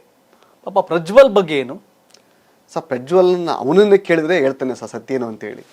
ಪ್ರಜ್ವಲ್ ಅವ್ರನ್ನ ಕೇಳಬೇಕು, ಅವನ್ನೇ ಕೇಳ್ಬೇಕಲ್ಲಿ. ನಿನ್ನ ಕೃತ್ಯಗಳೇನಪ್ಪ, ನೀನು MP ಅಷ್ಟೇ ಪಾಪ. ಪಾಪ ಅನ್ನಕ್ಕಿಂತಲೂ ಅವನ ವಯಸ್ಸನ್ನ ಮೀರಿ 10 ಪಟ್ಟು ಆ ಎಲ್ಲ ಕೃತ್ಯದಲ್ಲಿ ಕೈ ಹಾಕಿವನೇ ಅವನು. ಆತನ ವಯಸ್ಸೇನಿದೆ ಅದು ಮೀರಿ 10 ಪಟ್ಟು ಹೋಗಿದ್ದಾನೆ. ಸಂಸ್ಕೃತ ನಮ್ಮ ಭಾರತ ದೇಶದಲ್ಲಿ ನಾವು ನಾರಿ ಸಂಸ್ಕೃತಿಗೆ ಭಾಳ ಬೆಲೆ ಕೊಡ್ತೀವಿ. ಯಾಕಂದರೆ ನಾವು ನಮ್ಮ ಭಾರತಾಂಬೆ, ನಾವು ಹೆಣ್ಣುಮಕ್ಳು, ನಾವಲ್ಲಿ ಹೆಣ್ಣನ್ನು ಅಷ್ಟು ಕೀಳ ಕಂಡಿದ್ದಾನೆ ಅವನು, ಅಷ್ಟು ತುಚ್ಛವಾಗಿ ಕಾಣ್ತಾ ಇದ್ದಾನೆ ಹೆಣ್ಮಕ್ಳನ್ನ ಅಲ್ಲಿ. ಅದು ಅವನಿಂದ ದೂರ ಆಗಬೇಕದು. ಈ ಸಮಾಜಕ್ಕೆ ಒಂದು ಸಂದೇಶ ಹೋಗ್ಬೇಕು. ಯಾವ ವ್ಯಕ್ತಿ ಹೆಣ್ಣನ್ನ ಭಾಳ ಕೀಳ ಕಾಣ್ತಾನೆ ಅವನ ನಾಶ ಕಟ್ಟಿಟ್ಟ ಬುತ್ತಿ ಅಂತಂತೇಳಿ ಹಿಂದೆ ಇತಿಹಾಸದಲ್ಲಿ ಕೂಡ ಇದೆ. ಅಲ್ಲಿ ನಾವು ಹಲವಾರು ಕತೆ ಮತ್ತು ಸೀರಿಯಲ್ ಎಲ್ಲ ನೋಡಿದ್ವಿ ನಾವಲ್ಲಿ. ಆದರೆ ಇದು ನೈಜ ಘಟನೆ ನಡೀತಾ ಇದೆ. ಇದು ದೇವರಾಜೇಗೌಡ್ರೆ ಸ್ಪಷ್ಟವಾಗಿ ಹೇಳ್ತಾ ಇದ್ದೀರಿ, ಹೆಣ್ಣಿಗೆ ಅನ್ಯಾಯ ಆಗಿದೆ, ಹೆಣ್ಣಿನ ತುಚ್ಛವಾಗಿ ಕಂಡಿದ್ದಾರೆ ಪ್ರಜ್ವಲ್ ರೇವಣ್ಣ ಅಂತ. ಸಣ್ಣದೊಂದು ಬರೀ ಉದಾಹರಣೆ, ಬರೀ ಮಾತಾ ದಾಖಲೆಗಳಿದಾವ ಸರ್? ದಾಖಲೆ ಎಲ್ಲ ನಿಮ್ಗೆ ಏನು ಬೇಕು ಹೇಳಿ ಕೊಡ್ತೀನಿ ನಾನು. ಅಲ್ಲಿ ಯಾವ ದಾಖಲೆ, ನಾಟ್ ಓನ್ಲಿ ದಾಖಲೆ, ಏನು ಪೇಪರ್ಸ್ ದಾಖಲೆಗಳೆಲ್ಲ ಅಲ್ಲಿ ಲೈವ್ ವಿಡಿಯೋ ಕೊಡ್ತೀನಿ ನಾನು. ಯಾವಾಗ ಅಂತ ಅಂದ್ರೆ ಅದು ಯಾವುದೇ ಕಾರಣಕ್ಕೂ ಆ ಹೆಣ್ಣು ಮಕ್ಕಳು ನಿಮ್ಮ ವಿಡಿಯೋ ರೆಕಾರ್ಡ್ ಆಗ್ತಿದೆ, ಖಂಡಿತ ನಿಮ್ಮ ವಿಡಿಯೋನ ನಾನು ಕಂಪ್ಲೀಟ್ ಪಬ್ಲಿಷ್ ಮಾಡ್ತೀನಿ ಕೇಳಿ. ನಾನು ನಿಮ್ಮ ವಿಡಿಯೋ ಯಾವ ಪಾರ್ಟನ್ನು ನಾನು ಕಟ್ ಮಾಡಲ್ಲ. ಖಂಡಿತ ನಾನು ಹೇಳ್ತೇನೆ. ಮಾತಾಡ್ಬಿಟ್ಟೆ ಶಿವು ಆಮೇಲೆ ತೆಗಿ ಶಿವು ಅಂದ್ರೆ ತೆಗಿಯಲ್ಲ. ನಾನು ನಿರ್ಭಯವಾಗಿ ಹೇಳ್ತಿದ್ದೀನಲ್ಲ, ನಾನು ಕೊಡೋ ದಾಖಲೆ ಸಮಾಜಕ್ಕಲ್ಲ. ಒಂದು ಹೇಳಿ, ನಾನು ಬಿಡುಗಡೆ ಮಾಡೋಂಥ ವಿಡಿಯೋ ಸಮಾಜಕ್ಕಲ್ಲ. ಅದು ಯಾರಿಗೆ ಅಂತಂದ್ರೆ, ಯಾವ ಹೆಣ್ಣು ಮಗಳು ಸಂತಸ್ತಾ ಇದ್ದಾಳೆ, ಯಾವ ಹೆಣ್ಣು ಮಗಳು ಅನ್ಯಾಯಕ್ಕೊಳಗಾಗಿದ್ದಾಳೆ, ಅವಳಿಗೆ ಎಲ್ಲಿ ನ್ಯಾಯ ಸಿಗಬೇಕೋ ಆ ಜಾಗಕ್ಕೆ ಕೊಡ್ತೀನಿ ನಾನು. ಎಲ್ಲಿ ನ್ಯಾಯ ಸಿಗುತ್ತೆ? ಜುಡಿಷಿಯಲಿ ನಂಬಿಕೆ ಇದೆ ಖಂಡಿತ ಸರ್. ಈ ದೇಶ ಸಂವಿಧಾನದಲ್ಲಿ ನ್ಯಾಯಾಂಗ ಅಷ್ಟು ಭದ್ರವಾಗಿದೆ, ಅಲ್ಲಿ ಕೊಡ್ತೀನಿ. ಅಲ್ಲಿ ಯಾವ ಸಂತಸ್ತ ಮಹಿಳೆ ಇದ್ದಾಳೆ ಅಲ್ಲಿ ಅವಳಿಗೆ ನ್ಯಾಯ ಸಿಗ್ಬೇಕಾದಲ್ಲಿ. ಯಾಕಂದ್ರೆ ನಾನು 4 ಜನ ಯಾರು ಬಂದು ಮಾತಾಡ್ಲಿಲ್ವಲ್ಲ, ನೀವ್ ಯಾಕೆ ಮಾತಾಡ್ತಿದ್ದೀರಿ? ಎಲ್ಲಿ ಮಾತಾಡಿದಾರೆ ಹಾಗಾದ್ರೆ? ಎಲ್ಲಿ ಸರ್ ಈಗ ಹೊರಗೆ ಬರಕ್ ಭಯ ಅವ್ರಿಗೆ ಸರ್. ಈಗ ಏನೂ ತಪ್ಪು ಮಾಡೋದು, ಯಾವುದೋ ಆಮಿಷಕ್ಕೆ ಬಲಿಯಾಗಿರೋ ಹೆಣ್ಮಕ್ಳು ಬಂದು ತನ್ನ ಬದುಕನ್ನ ಅವರೇ ಹಾಳು ಮಾಡ್ಕೋತಾರ ಪಬ್ಲಿಕ್ಕಿಗೆ ಬಂದು. ನಾಳೆ ಅವ್ರನ್ನ ಯಾರು ಮದುವೆ ಆಗ್ತಾರೆ? ನಾಳೆ ಅವ್ರ ಗಂಡದ್ರೆ ಅವ್ರನ್ನ ಜೊತೆ ಮಾಡಿಕತ್ತಾರ. ಅವ್ರ ಬದುಕು ಏನಾಗ್ತದೆ ಮುಂದೆ? ಅವ್ರ ಜೀವನ ಬೀದಿ ಬರಲ್ವಾ? ನಿಮ್ಮ ಮಾತಿನ ಶೈಲಿ, ನಿಮ್ಮ ದಾಟಿ, ನೀವ್ ಹೇಳ್ತಿರೋ ವಿಷಯದ ಸೂಕ್ಷ್ಮತೆ ಬೇರೆ ತರನೇ ಇದ್ದಂಗಿದೆ. ಖಂಡಿತ. ಯಾಕೆಂದ್ರೆ ಅವ್ರ ಬದುಕು ನಾನು ಹಾಳು ಮಾಡಕ್ ನಾನು ಅಡಿಯಿಲ್ಲ. ನಾನಲ್ಲಿ ಈಗ ನನ್ನ ಮೇಲೆ ಈಗ ಅಧಿಕಾರಿಗಳಿಗೆ ತೊಂದರೆ ಕೊಡ್ತಾರೆ, ಕಾಲ್ ಕಸದ ತರ ನೋಡ್ಕೋತಾರೆ. ಭವಾನಿ ರೇವಣ್ಣ ಯಾರಿಗೂ ಗೌರವ ಕೊಡಲ್ಲ. ಪ್ರಜ್ವಲ್ ರೇವಣ್ಣ ಹೆಣ್ಮಕ್ಳಿಗೆ ಅನ್ಯಾಯ ಮಾಡಿದ್ದಾರೆ, ಎಲ್ಲ ಹೇಳ್ತಾ ಇದೀರಿ. ಖಂಡಿತ. ರೇವಣ್ಣ ಸರ್, ಸೂರಜ್ ರೇವಣ್ಣ ಅವ್ರ ಬದುಕನ್ನ ನೀವು ಅಲ್ಲಿ ಪಬ್ಲಿಕ್ ಕೇಳಿದ್ರೆ ಹೇಳ್ತಾರೆ. ಇಲ್ಲಿ ಅವ್ರ ಜೀವನ ಏನು ಅಂತ ಹೇಳಿ ಪಬ್ಲಿಕ್ ಕೇಳಿದ್ರೆ ಹೇಳ್ತಾರೆ. ದೇವರಾಜೇಗೌಡರು ಹೇಳ್ತಿರೋದು ನೋಡಿದ್ರೆ ಹಾಸನದ ಪ್ರತಿಯೊಬ್ಬ ನಾಗರಿಕನಿಗೂ ಸಹ ರೇವಣ್ಣ ಅವ್ರ ಫ್ಯಾಮಿಲಿ ಬಗ್ಗೆ ಗೊತ್ತು ಸರ್. ಸರ್ ಯಾರು ಮಾತಾಡಲ್ಲ ಜನ ಸರ್, ಯಾರು ಮುಂದೆ ಗೊತ್ತಲ್ಲ ಸರ್. ನೀವು ಕ್ಯಾಮ್ರಾ ಬಿಟ್ಟು ಡೈರೆಕ್ಟ್ ಮಾತಾಡ್ಸಿ ಎಲ್ಲ ಹೇಳ್ತಾರೆ. ಕ್ಯಾಮ್ರಾ ಸೈಡಿ ಮಡಿಗೆ ಕೇಳಿಸಿ ಎಲ್ಲ ಹೇಳ್ತಾರೆ. ಎಲ್ಲ ಕ್ಯಾಮ್ರಾ ಹಿಡ್ಕೊಳ್ಳಿ ಸ್ಟಾಪ್ ಆಯ್ತದೆ. ಯಾಕೆಂದ್ರೆ ಅವರಿಂದ ಬಚಾವಾಗಿ ಬರೋಕೆ ಯಾರ್ಕಲ್ಲ ಆಗ್ತಿಲ್ಲ. ಎಸ್, ಮತ್ತೊಂದ್ಸಲ ನಾನು ಹಿಂದಕ್ಕೆ ಹೋಗ್ತೀನಿ. ಯಾರು ಈ ದೇವರಾಜೇಗೌಡರು? ಯಾರು ಸರ್? ನಾನು ಸಾಮಾನ್ಯ ವ್ಯಕ್ತಿ. ನಾನಲ್ಲಿ ಅವ್ರ ಊರು ಪಕ್ಕ ಊರ್ನೇ. ಎಷ್ಟು ಕಿಲೋಮೀಟರ್ ಅವ್ರಿಗೆ ನಿಮ್ಗೂ? 1.5 ಕಿಲೋಮೀಟರ್. ಅವ್ರ ಹುಟ್ಟೂರ್ಗೂ ನನಗೂ 1.5 ಕಿಲೋಮೀಟರ್. ನನ್ನ ಪಕ್ಕದ ಕುಡಿಬೇಕು ಅನ್ನೋ ಮನೆ ಹತ್ರ ಹೋಗ್ಬೋದು ನೀವು? ಅಷ್ಟತ್ರ ಅಂದ್ರೆ ಇಬ್ರಿಗೂ ಮನೆ ಹತ್ತತ್ರ ಅಂದ್ರೆ ಸೊ ವಾಕಬಲ್ ಮಧ್ಯ ಒಂದು ಶಾಲೆ ಇದೆ, ನವೋದಯ ಶಾಲೆ ಅಂತ ಇದೆ. ಅಲ್ಲಿ ಒಂದು ಸಣ್ಣದೊಂದು ವಾಕಬಲ್ ಡಿಸ್ಟೆನ್ಸ್ ತರ ಹೋಗ್ಬೋದು ನಮ್ಗೆ ಅವ್ರ ಊರಿಗೆ. ಬಟ್ ಅವ್ರು ಯಾರು ಆ ಊರಲ್ಲಿ ವಾಸ ಇಲ್ಲ. ಅವ್ರು ಊರು ಖಾಲಿ ಮಾಡಿ ಬೇರೆ ಪಡೋಲಿಪ್ಪೆ ಅಂತ ಬೇರೆ ಕಡೆ ಇದ್ದಾರೆ ಅವರು. ಅದು ಕೂಡ ಹೆಸರಿ ಮಾತ್ರ ಅಷ್ಟೇ, ಓಟ್ ಎಲೆಕ್ಷನ್ ಓಟ್ಗೆ ಅಷ್ಟೇ ಮಾಡಿಕೊಂಡ್ರಲ್ಲಿ. ಮಿಕ್ಕಿದ ವಾಸ ಒಣೇಶ್ವರ ಮತ್ತು ಹಾಸನ ಅವ್ರದ್ದು. ಈ ಸಿಟ್ಟು, ಈ ಸೆಡವು, ಈ ಕೋಪ ಖಂಡಿತ ನಂಗೆ ಸಿಟ್ಟಿಲ್ಲ. ಸಿಟ್ಟಿಲ್ಲ? ಅವ್ರ ಮೇಲೆ ಸಿಟ್ಟಿಲ್ಲ. ಇವತ್ತು ಅವ್ರ ಪ್ರೀತಿ ನೋಡ್ತೀನಿ ಸರ್. ನನಗೆ ರಾಜಕೀಯ ವೈರಿಗಳು ಅಷ್ಟೇ ಅವರಲ್ಲಿ. ವೈಯಕ್ತಿಕವಾಗಿ ನನ್ನ ಗುರಿ ಏನಂತ ಅಂದ್ರೆ ಅವ್ರನ್ನ ಫಸ್ಟು ಮನುಷ್ಯರು ಮಾಡ್ಬೇಕು. ನಾನು ಈ ಸಮಾಜಕ್ಕೆ ಮಾನವರಾಗಿ ಬದುಕಬೇಕು. ಅವರು ನೀವು ರೇವಣ್ಣ ಫ್ಯಾಮಿಲಿನ ಮನುಷ್ಯರಾಗಿ ಮಾಡಬೇಕು, ರೇವಣ್ಣ ಫ್ಯಾಮಿಲಿಯವ್ರನ್ನ ಮಾನವರನ್ನಾಗಿ ಮಾಡಬೇಕು ಅಂದ್ರೆ ಏನು ರಾಕ್ಷಸರ? ಖಂಡಿತ. ಇವತ್ತು ಅವರು ಕನ್ನಡಿ ಮುಂದೆ ಅವ್ರು ನಿಂತ್ಕೊಂಡು ನೋಡಿದ್ರಲ್ಲಿ ಅವ್ರ ರಾಕ್ಷಸ ಗುಣಗಳು ಅವರಿಗೆ ಮುಂದೆ ಬರ್ತದೆ. ಈಗ ಅಲ್ಲಿ ಸರ್ ಯಾರು ಉಳಿದಿಲ್ಲ. ಯಾವ ಅಧಿಕಾರಿ ನಮ್ಮ ಹಾಸನ ಜಿಲ್ಲೆ ಬಂದಿರೋಂಥದ್ದು ನಗನಗ್ತಾ ಅವನು ಟ್ರಾನ್ಸ್ಫರ್ ಆಗಿ ಹೋಗಿದ್ದಾನೆ ಒಬ್ಬನ ತೋರಿಸಿ ನನಗೆ. ಯಾವ ಅಧಿಕಾರಿ ನಮ್ಮ ಹಾಸನ ಜಿಲ್ಲೆ ಬಂದು ರಿಟೈರ್ಡ್ ಆಗಿರೋಂಥ ವ್ಯಕ್ತಿ ಇವತ್ತು ನಾನು ನಿಮ್ಮದೇ ರಿಟೈರ್ಡ್ ಆಗಿರೋ ಒಬ್ಬನ ತೋರಿಸಿ ನಾನು ಅವ್ರ ಮನೇಲಿ ಒಂದು ತಿಂಗಳು ಜೀತ ಮಾಡ್ತೀನಿ. ನಾನು ತೋರಿಸಿ ಯಾವ ಅಧಿಕಾರಿ. ಹಾಸನಕ್ಕೆ ಕಾಲಿಟ್ಟ ಪ್ರತಿ ಅಧಿಕಾರಿಗೂ ಟಾರ್ಚರ್ ಕೊಟ್ಟವ್ರ? ಖಂಡಿತ. ಅದು ಬೇರೆ ಹಲವಾರು ಮಾರ್ಗಗಳಿರ್ಬೋದು ಅಲ್ಲಿ. ಒಂದು ಅವ್ರು ಹೇಳಿದಂಗೆ ಕಾಂಪ್ರಮೈಸ್ ಆಗಬೇಕು. ದೇವರಾಜೇಗೌಡರು ರೇವಣ್ಣ ಅವ್ರ ಫ್ಯಾಮಿಲಿ ಸ್ಟೋರಿಗಳನ್ನ ಹೇಳ್ತಿದ್ದಾರೆ. ಬಟ್ ಮೊನ್ನೆ ಒಂದು ವಿಡಿಯೋ ಆಯಿತು, ಆ 1.5 ಕೋಟಿ ಕಾರ್ದು ಡ್ಯಾಮೇಜ್ ಆಗಿ ರೋಡಲ್ಲಿ ದೊಡ್ಡ ಮಟ್ಟಕ್ಕದು ಸುದ್ದಿ ಆಯಿತು. ಈಗ ಯಾರೋ ಪ್ರಜ್ವಲ್ ಮಾಜಿ ಕಾರ್ ಚಾಲಕಂದು ಭಾಳ ಅಲ್ಲ, ಅದೇ ಕಾರ್ ಡ್ರೈವರ್ ಅವನು. ಈಗೇನು ಕಾರ್ ಆಕ್ಸಿಡೆಂಟ್ ಆಯ್ತಲ್ಲ, ಆ ಕಾರ್ ಡ್ರೈವರೇ ಅವನು. ಯಾವಾಗ ಅವ್ರು ಬಿಟ್ಟಿದ್ದಲ್ಲಿ ಕೆಲಸನ? ಅವನು ಬಿಟ್ಟ ಮೇಲೆ ಅದು ಆಕ್ಸಿಡೆಂಟ್ ಆಗಿದ್ದದು. ಬಿಟ್ಟ ಮೇಲೆ ಆಕ್ಸಿಡೆಂಟ್ ಆಗಿ ನೋಡಿ, ಕೆಲವು ವಿಸಲ್ ಕೊಡ್ತೀನಿ ಫೋಟೋಗಳು ನಿಮಗೆ. ಅಲ್ಲಿ ಇವನೇ ಗಾಡಿ ಡೆಲಿವರಿ ತಂದಿರೋದು ಶೋರೂಮ್ ಇಂದ, ಇವನೇ ಪೂಜೆ ಮಾಡಿಸಿರೋದಲ್ಲಿ, ಪ್ರತಿ ಆಯುಧ ಪೂಜೆಯಲ್ಲಿ ಇವರೇ ಪೂಜೆ ಮಾಡಿಸಿರೋದಲ್ಲಿ. ಆ ಕಾರು ಯಾರು ಗಿಫ್ಟ್ ಕೊಟ್ಟರು ಅಂತ ಅದೇ ದೊಡ್ಡ ಯಕ್ಷ ಪ್ರಶ್ನೆ. ಅದು ಆ ಕಾರ್ಗೆ ದುಡ್ಡು ಕಟ್ತಾರೆ ಯಾರು? ಅದಕ್ಕೆ ಕಾರ್ಗೆ ಹೆಂಗ್ ಬಂತು ಅದು? ಈಗ ದೊಡ್ಡದೊಂದು ವೈರಲ್ ಆಗಿದೆ ಅಲ್ಲಿ. ಆ ಕಾರು ಇವ್ರು ಹೇಳ್ತಾರೆ, ಭವಾನಿ ಅಕ್ಕ ಏನ್ ಹೇಳ್ತಾರೆ ಅಂತಂದ್ರೆ, ನಂದು 1.5 ಕೋಟಿ ರೂಪಾಯಿ ನನ್ನ ಕಾರು ಅಂತ ಅಕ್ಸೆಪ್ಟ್ ಹೇಳ್ತಾರೆ. ನಾನು ಯಾವಾಗ ಮೀಡಿಯಾ ಮುಂದೆ ನಿಂತ್ಕೊಂಡಲ್ಲಿ ಈ ಕಾರು ಒಂದು ಸಂಸ್ಥೆಯ ಹೆಸರಿನಲ್ಲಿದೆ, ಕಂಪನಿ ಹೆಸರಿನಲ್ಲಿದೆ, ಅಲ್ಲಿ ಅವರೇ ಅಕ್ಸೆಪ್ಟ್ ಮಾಡ್ಕೊಂಡ 1.5 ಕೋಟಿ ರೂಪಾಯಿ ಕಾರ್ ಇದು. ಮತ್ತೆ ಆ ಕಂಪ್ನಿದ ಒಂದು 20 ಕೋಟಿ ಟರ್ನ್ ಓವರ್ ಇದೆ ಅಲ್ಲಿ. ಈ ಕಾರು ಅವ್ರದೇ, ಆ ಕಂಪ್ನಿ 20 ಕೋಟಿ ಅವ್ರದೇ ಅಲ್ಲಿ. ಇವೆರಡನ್ನು ಕೂಡ ಎಲೆಕ್ಷನ್ ನಲ್ಲಿ ಡಿಕ್ಲೇರ್ ಮಾಡ್ಕೊಂಡಿಲ್ಲ ಅಂದ ತಕ್ಷಣದಲ್ಲಿ ರೇವಣ್ಣ ಡೆಲ್ಲಿನ ಸ್ಟೇಟ್ಮೆಂಟ್ ಕೊಡ್ತಾರೆ, ಅಲ್ಲಿ ನನ್ನ ಫ್ರೆಂಡ್ ಕಾರ್ ಇಸ್ಕೊಂಡ್ಬಂದಿರು ಅಂತೇಳಿ. ರೇವಣ್ಣ ಅಕ್ಸೆಪ್ಟ್ ಮಾಡ್ಕೊತಾರೆ ನನ್ನ ಫ್ರೆಂಡು ಅಂತೇಳಿ. ಯಾವ ಫ್ರೆಂಡು ಅಂತ ಅಂದ್ರೆ, ಈ ಕಾರ್ತಿಕ್ಕಿಂದ ಪ್ರಾಪರ್ಟಿ ಬರ್ಸ್ಕೊಂಡವ್ರಲ್ಲ ಅದೇ ವ್ಯಕ್ತಿ ಆ ಫ್ರೆಂಡು. ಕಾರ್ ಓನರು ಅವರೇಯ, ಕಾರ್ತಿಕ್ ಪ್ರಾಪರ್ಟಿ ಬರ್ಸ್ಕೊಂಡ್ರ ಓನರು ಅವರೇಯ ಈ ಬರ್ಸ್ಕೊಂಡ್ರಲ್ಲಿ. ರವಿ ಕಾಣದನ್ನ ಕವಿ ಕಂಡ, ರೇವಣ್ಣ ಅವ್ರ ಫ್ಯಾಮಿಲಿ ವಿಚಾರ ಕವಿ ಕಾಣದನ್ನ ದೇವರಾಜೇಗೌಡರು ಕಂಡ್ರು ಅನ್ನೋ ಮಟ್ಟಿಗೆ. ಈ ಮಟ್ಟಕ್ಕೆ ಹೋಗ್ತಿದಿರಲ್ಲ ಅವ್ರ ಹಿಂದೆಗಡೆ ಟ್ರ್ಯಾಕ್ ಮಾಡಿ. ಸರ್, ನಾನು ಹೋಗ್ತಾ ಇಲ್ಲ. ಆ ಒಂದು ಏನು ಸತ್ಯ ಧರ್ಮದ ಒಂದು ದಾರಿ ಇದೆಯಲ್ಲ, ಆ ಒಂದು ಬಾಣ ಹಿಂದೆ ಹೋಗ್ತಾ ಐತೆ ಅವರಲ್ಲಿ. ನನ್ನಲ್ಲಿ ಏನೇನು ಒಂದು ಆನೆಸ್ಟ್, ನನ್ನಲ್ಲಿ ಪ್ರಾಮಾಣಿಕತನ. ಸ್ಟಾರ್ಟಿಂಗ್ ಸಂದರ್ಶನ ಶುರುವಾಗ್ಬೇಕಾದ್ರೆ ಹೇಳಿದೆ, ಕರ್ನಾಟಕದ ಸುಬ್ರಹ್ಮಣ್ಯ ಸ್ವಾಮಿ ನಾವು ದೇವರಾಜೇಗೌಡರಿಗೆ ಕರಿಬಹುದು ಅಂತ. ಬಿಕಾಸ್ ನನಗೆ ವೈಯಕ್ತಿಕ ಅನಿಸಿಕೆ. ಸರ್, ಒಂದು ಸತ್ಯ ಹೇಳ್ತೀನಿ, ನಾನು ಇವತ್ತು ಸಾಲಗಾರ. ಇವತ್ತು ಚುನಾವಣೆ ನಿಂತ ನಾನು ಸಾಲಗಾರ. ಇವತ್ತು ಅಂದ್ರೆ ಕೋಟಿಗಟ್ಟಲೆ ಅಸೆಟ್ ಘೋಷಣೆ ಮಾಡ್ಕೊಂಡಿದ್ದೀನಿ. ಆಸ್ತಿ ಇದೆ, ಸಾಲ ಇದೆ. ಚುನಾವಣೆ ಅಂತ ಸಾಲ ಇದೆ, ನನ್ನಲ್ಲಿ ದುಡ್ಡಿಲ್ಲ. ಆದ್ರೆ ನನಗೆ ಈ ಸಾಲ ತೀಸಿ ಒಂದು 20 ವರ್ಷ ಆರಾಮ್ ಸುಖವಾಗಿರೋಷ್ಟು ದುಡ್ಡು ಕೂಡ ಬರೋ ಕಡಿಯಿತ್ತು. ನನಗೆ ಸಾಲ ತೀಸಿ ಒಂದು 20 ವರ್ಷ ಆರಾಮಾಗಿರೋಷ್ಟು ದುಡ್ಡನ್ನು ಕೊಡಕ್ಕೆ ಯಾರೊಬ್ರು ಮಾತಾಡಿದ ಜೊತೆಯಲ್ಲಿ ಡೀಲ್ ಮಾಡಿದ್ರ? ತುಂಬಾ ಜನ ಮಾತುಕತೆ ಮಾಡಿದ್ರು. ರೇವಣ್ಣ ಅವರ ಸಂಸದ ಸ್ಥಾನ ಅನರ್ಹ ಆಗಿತ್ತು, ನಂತರ ಅದಷ್ಟೇ ಹಿಂಗೆಲ್ಲ ನಡೀತಾ ಇದೆ. ಈಗ ಮತ್ತೆ ಅವರಪ್ಪ ರೇವಣ್ಣ ಅವ್ರದ್ದು ಕೂಡ ತಗೊಂಡೋಗಿ ಅದನ್ನು ಅನರ್ಹ ಮಾಡಬೇಕು ಅಂತ ಕೂತಿದ್ದೀರಿ. ಇಲ್ಲ, ಆಳಿಗಿದೆ ನೋಡಿ. ಒಂದು ಎಲ್ಲರಿಗೂ ದೊಡ್ಡ ಯಕ್ಷ ಪ್ರಶ್ನೆ ಅಂತ ಅಂದ್ರಲ್ಲಿ, ಈ ಪ್ರಜ್ವಲ್ ರೇವಣ್ಣ ಕೇಸಲ್ಲಿ ರೇವಣ್ಣ ಅವರು ಕಳ್ಳೋಟ್ ಹಾಕಿಸ್ತಾರೆ ಬೂತ್ ಒಳಗೆ ನಿಂತ್ಕೊಂಡಲ್ಲಿ. ಸುಮಾರು 52 ನಿಮಿಷಗಳು ನಿಂತ ಬೂಟ್ ಕಳ್ಳೋಟ್ ಹಾಕಿಸ್ತಾರಲ್ಲ, ಅದು CC ಕ್ಯಾಮ್ರಾ ಫುಟೇಜ್ ರೆಕಾರ್ಡ್ ಆಗ್ತದೆ, ಅಲ್ಲಿ ಪ್ರೂವ್ ಆಗ್ತದೆ ಅಲ್ಲಿ. ಆಮೇಲೆ ಆ ಟೈಮಲ್ಲಿ ಅವರು ಒಡಿಗೆ ಬಂದಾಗ ಏನನ್ಸ್ತು ನಿಮ್ಗಾಗ ಸರ್? ಆ ಸಂದರ್ಭದಲ್ಲಿ ಏನನ್ಸ್ತು ನಿಮ್ಗೆ? ಅದನ್ನ ತೀರ್ಪು ಬಂದಾಗ ಏನನ್ಸ್ತು ಸರ್? ಒಂದು ಅವತ್ತಿನ ಘಟನೆ ನಿಮ್ಗೊಂದು ಸತ್ಯ ಹೇಳ್ತೀನಿ. ನಾನು ಬೆಂಚು ಮಧ್ಯಾಹ್ನ 2:30ಗೆ ಜಡ್ಜ್ಮೆಂಟ್ ಆಗ್ತದೆ ಅಲ್ಲಿ. ಸುಮಾರು 4 ವರ್ಷ ಕಷ್ಟಪಟ್ಟಿದ್ದೀನಿ ನಾನಲ್ಲಿ. ನಾನು ಲಾಯರ್ ಆಗಿ ಬೇರೆ ಕೆಲಸ ಮಾಡಲೇ ಇಲ್ಲ. ನಾನಲ್ಲಿ ಹಗಲು ರಾತ್ರಿ ಕೆಲಸ ಮಾಡಿದ್ದೀನಿ. ನಲ್ಲಿ ಹಲವಾರು ಸಮಸ್ಯೆಗಳು ಬಂದ ನನಗಲ್ಲಿ. ನನ್ನ ವಕೀಲರುಗಳು ಕೆಲವರು ಬಿಟ್ಟೋದ್ರು. ಆದರೆ ನನ್ನ ತಾಯಿ ಸ್ಥಾನದಲ್ಲಿ ನನ್ನ ದೇವತೆಯಾಗಿ ನಿಂತವರು ಪ್ರಮೇಯ ಸರ್ಗಿ ಅವರು. ನನ್ನ ಎಲ್ಲ ಆತ್ಮಸ್ಥೈರ್ಯ ತುಂಬಿ ನನ್ನ ಜೊತೆಲಿ ನಿಂತ್ಕೊಂಡು ಅವರಲ್ಲಿ ಯಾವತ್ತೂ ಡ್ಯಾಮೇಜ್ ಮಾಡಲಿಲ್ಲ, ದುಡ್ಡಿಂದೇ ಹೋಗಲಿಲ್ಲ ಅವರಲ್ಲಿ. ಇಷ್ಟೇ ಫೀಸ್ ಕೊಡ್ಬೇಕಂತ ನಂಗೆ ಇದು ಮಾಡಲಿಲ್ಲ, ಹಠ ಮಾಡಲಿಲ್ಲ. ಅಲ್ಲಿ ನಾನು ಎಷ್ಟು ಕೊಟ್ಟರು ಖುಷಿಯಿಂದ ತಗೊಳ್ಳೋರು ಅವರಲ್ಲಿ. ಸೊ ಆಗೇನಾಯಿತು ಅಂತಾರೆ, ನನ್ನ ತೀರ್ಪು ಪ್ರಕಟ ಆಗಬೇಕಲ್ಲ ಅಲ್ಲಿ. ನಾನು ಆ ಬಾಗಿಲು ದಾಟಿ ಒಳಗೆ ಬಂದಾಗ ಅವ್ರ ಕಡೆ ಅಡ್ವೊಕೇಟ್ ಒಂದು ಮಾತಂದ್ರು. ಅಂದರೆ ನಮ್ಮ ಕಡೆ ನಮ್ಮ ಪರವಾಗಿದ್ದಂತಾರೆ, ಅಂದರೆ ಎ ಮಂಜು ಅಡ್ವೊಕೇಟು ಅವರೆಲ್ಲ ಹೇಳಿದ್ರಲ್ಲಿ ಜಡ್ಜ್ಮೆಂಟ್ ನಮ್ಮ ಎಗೇನೆಸ್ಟಾಗಿ ಬರ್ತದೆ ಅಂದರು. ನನಗೆ ಅನ್ನಿಸ್ತು, ನನಗಲ್ಲಿ ನನ್ನ ಜೀವನದಲ್ಲಿ ಯಾವ ವೃತ್ತಿ ಮಾಡಿದರೆ ನಾನು ಬದುಕಿನಲ್ಲಿ ಸಕ್ಸಸ್ ಕಾಣ್ತೀನಿ ಅಂತ ಬಂದಿದ್ದೆ ನಾನಲ್ಲಿ, ಆ ವೃತ್ತಿಯನ್ನು ನಾವಿನ್ನು ಬಿಟ್ಟು ಹೊರಗೆ ಹೋಗೋದು ಒಳ್ಳೇದು ಅನ್ನಿಸ್ತು ನನಗಾಗಲ್ಲಿ.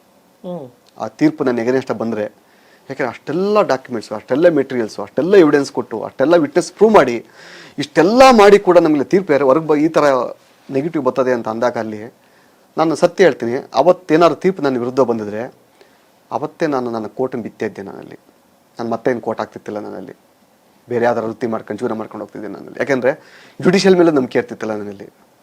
ಆದರೆ ಒಂದೇನು ಧೈರ್ಯ ಇತ್ತು ಅಂದ್ರಲ್ಲಿ, ಈ ಸಂವಿಧಾನದಲ್ಲಿ ಈ ನ್ಯಾಯಾಂಗದ ಮೇಲೆ ಬಲಿಷ್ಠವಾದ ನಂಬಿಕೆ ಅದು. ಇವತ್ತು ಇಂದರ ನಾನು ಸಕ್ಸಸ್ ಕಾಣ್ತೀನಿ, ನಾನು ಕೊಟ್ಟಿರೋ ಮೆಟೀರಿಯಲ್ಸು ಈ ಕೋರ್ಟಿನ ಸುಪ್ರೀಂ ಕೋರ್ಟಲ್ಲಿ ನಾನು ಜಯಿಸ್ತೀನಿ ನನ್ನ ತಲೆ ಬಂತು ಅಲ್ಲಿ.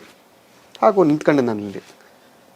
ಮನೆ ನ್ಯಾಯಮೂರ್ತಿಗಳು ಜಡ್ಜ್ಮೆಂಟ್ ಓದಕ್ಕೆ ಸ್ಟಾರ್ಟ್ ಮಾಡಿದ್ರಲ್ಲಿ, ನಿಮಗೆ ಸತ್ಯ ಹೇಳ್ತೀನಿ, ಅಲ್ಲಿ ನಾನು 3 ಬಾರಿ ತಲೆಬಾಗಿದೆ. ನಾನಲ್ಲಿ ಒಂದೊಂದು ಲೈನ್ ಹೇಳ್ಬೇಕಾದ್ರೆ ತೀರ್ಪಿನ ಬಗ್ಗೆ ಪ್ರಕಟ ಮಾಡ್ತಾ ಬಂದರು. ಅಲ್ಲಿ ನನಗೆ ಕಣ್ಣೀರು ಒಸ್ಕೊಳ್ಳೋಕ್ಕೂ ಕೂಡ, ಆನಂದ ಬಾಷ್ಪ ಒಸ್ಕೊಳ್ಳೋಕ್ಕೂ ಕೂಡ ನಂತ ಅಲ್ಲಿ ಕಚ್ಚಿಫಿಲ್ಲ. ಅಲ್ಲಿ ಆ ದೃಶ್ಯಗಳನ್ನು ನ್ಯಾಯಮೂರ್ತಿಗಳು ನೋಡಿದ್ರಲ್ಲಿ ಒಂದು ಘಟನೆ ಯಾಕೆ ಈ ಮಾತು ಹೇಳ್ತೀನಿ ಅಂತ ಅಂದರೆ, ಮಧ್ಯದಲ್ಲಿ ನಮ್ಮ ವಕೀಲರು ಕೈ ಬಿಡ್ತಾರೆ, ನನ್ನ ಜೊತೆ ಸಪೋರ್ಟ್ ಆಗಿದ್ದಂಥ ವಕೀಲರು ಕೈ ಬಿಡ್ತಾರೆ. ಕಾರಣ ಬಿಕಾಸ್ ಆಫ್ ಅವರಿಗೆ ಆ ಮಟ್ಟದ ಫೈನಾನ್ಷಿಯಲ್ ಫಿಲ್ಫಿಲ್ ಮಾಡೋಕ್ಕಾಗಲ್ಲ ನನ್ನ ಕೈಯಲ್ಲಿ.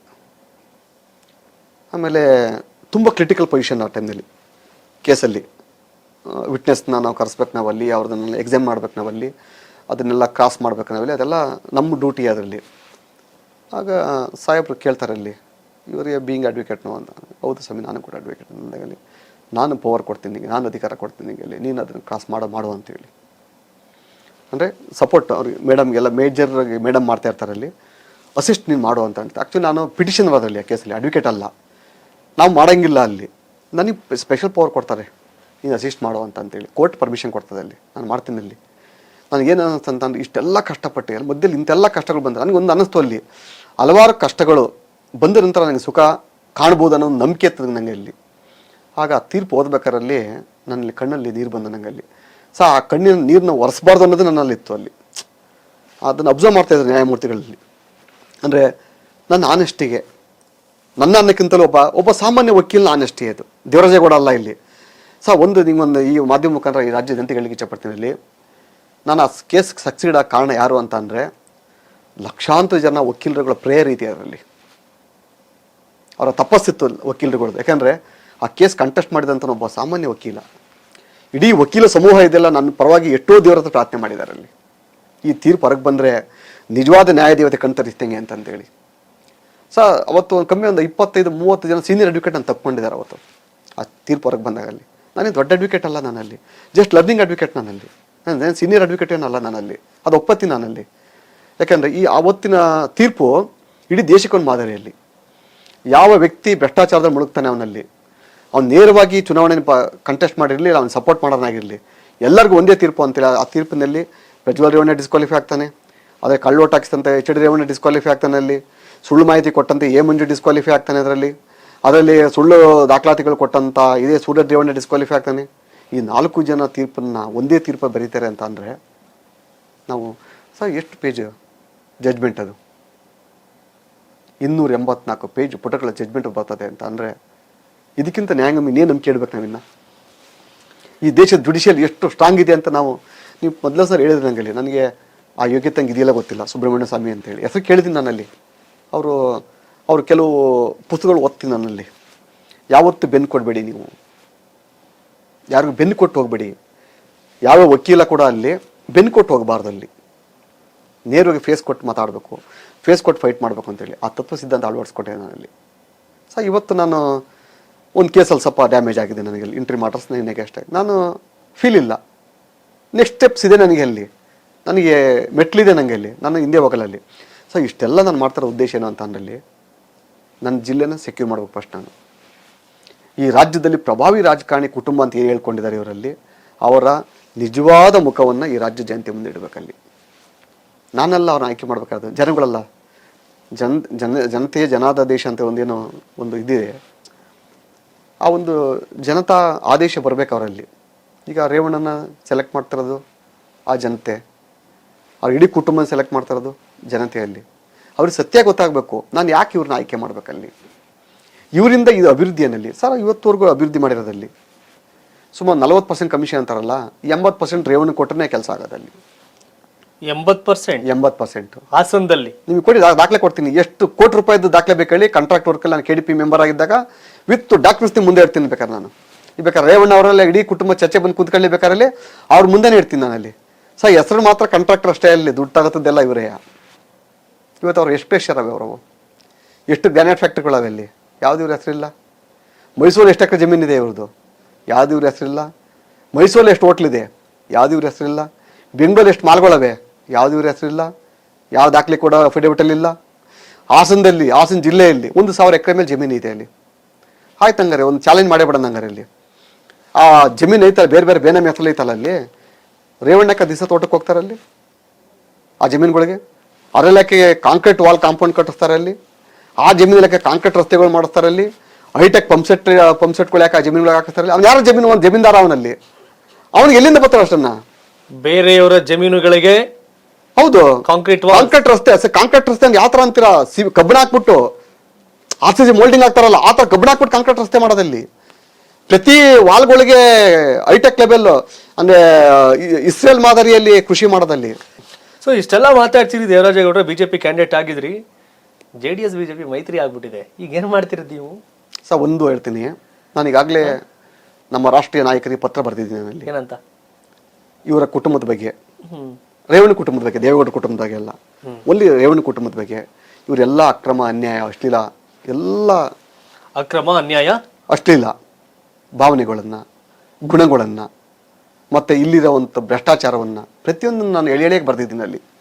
ಮೋದಿಜಿಯವರಿಗೆ ಬರೆದಿದ್ದೀನಿ, ಅಮಿತ್ ಶಾಜಿಗೆ ಬರೆದಿದ್ದೀನಿ, ನಮ್ಮ ರಾಜ್ಯದ ಉಸ್ತುವಾರಿ ಆಗಿರುವಂಥ ನಮ್ಮ ಅರುಣ್ ಸಿಂಗ್ ಅವ್ರಿಗೆ ಬರೆದಿದ್ದೀನಿ ಅಲ್ಲಿ, ಪ್ರಹ್ಲಾದ್ ಜೋಶಿ ಅವ್ರಿಗೆ ಬರೆದಿದ್ದೀನಿ ನಾನಲ್ಲಿ, ಸಂತೋಷಿ ಬರೆದಿದ್ದೀನಿ ಅಲ್ಲಿ. ಮುಂದೆ ಅವ್ರ ಕುಟುಂಬಕ್ಕೆ ಆಗೋಂಥ ಒಡೆತನ ನನ್ನನ್ನು ನಿಷ್ಠುರ ಮಾಡಬಾರ್ದಾಗ. ನೀವು ಫೈಟ್ ಮಾಡಕ್ ರೆಡಿ? ನಾನು ಫೈಟ್ ನಿಲ್ಸಲ್ಲ, ಯಾವುದೇ ಕಾರಣ ನಿಲ್ಸಲ್ಲ. ಯಾವ ಕಾರಣಕ್ಕೆ ಬಿಜೆಪಿ ಓಟ್ ಹಾಕ್ಬೇಕು ಹಾಸನ ಜನ? ಸರ್ ಇವತ್ತು ಜನತೆ ಇವತ್ತು ಏನು ಕೇಳ್ತಾವ್ರೆ ಅಂತಂದ್ರೆ ಅಭಿವೃದ್ಧಿ ಜೊತೆಗೆ ತನ್ನ ದೇಶದ ರಕ್ಷಣೆನ ನೋಡ್ತಾವ್ರೆ. ಇವತ್ತು ಇದು ವಿಶ್ವದಲ್ಲೇ ನಂಬರ್ 1 ನಾಯಕನಾಗಿ ಬೆಳೆದಿರೋಂಥದ್ದು ನರೇಂದ್ರ ಮೋದಿಜಿಯವರು. ಇವತ್ತು ನಮ್ಮ ಜಿಲ್ಲೆಗೆ ಎಷ್ಟೆಲ್ಲ ಅನುದಾನ ಕೊಟ್ಟಿದ್ದಾರೆ ಇವತ್ತಲ್ಲಿ. ಸರ್ ಫ್ಲೈಓವರ್ ಬ್ರಿಡ್ಜ್ ಇರ್ಬೋದು, ಹಾಸನ ಫ್ಲೈಓವರ್ ಬ್ರಿಡ್ಜಲ್ಲಿ ಕೋಟ್ಯಾಂತರ ರೂಪಾಯಿ, ಇದು ನ್ಯಾಷನಲ್ ಹೈವೇಗಳಿರ್ಬೋದು ಅಲ್ಲಿ. ಆಮೇಲೆ ಹಲವಾರು ನಿಮಗೆ ಹೇಳಕ್ಕೆ ಸಾವಿರಾರು ಇದಾವೆ ಅಲ್ಲಿ. ಇದೆಲ್ಲ ತತ್ತದ ಯಾರು? ರಾಷ್ಟ್ರದ ಕೊಟ್ಟದ್ದು ನಮ್ಮ ನರೇಂದ್ರ ಮೋದಿಜಿ ಕೊಟ್ಟಿರೋದಲ್ಲಿ ಹೆಸರು ತಾಳೋದು ಮಾತ್ರ ರೇವಣ್ಣ. ಇಲ್ಲಿ ಒಬ್ಬ ಹೆಣ್ಮಗಳಿಗೆ ಅಭಯಶನ ಆಗತ್ರ ಹೊಡಿತಾರೆ ಅಂತ ಅಂದ್ರೆ ಅದಲ್ಲಿ ಈ ಸಮಷ್ಟು ಬಿ ಮರ್ಡರ್. ಅದು ಕೇಸ್ ಎಲ್ಲ ರಿಜಿಸ್ಟರ್ ಆಗಿದೆ, FIR ಆಗಿದೆ, FIR ವುಮೆನ್ ಕಮಿಷನರ್ ಆಗಿದೆ, ಆಮೇಲೆ ಹ್ಯೂಮನ್ ರೈಟ್ಸ್ ಅಲ್ಲಿ ಆಗಿದೆ. ಲೋಕಲ್ ಪೊಲೀಸ್ ಅವ್ರು ಮಾಡಿಲ್ಲ?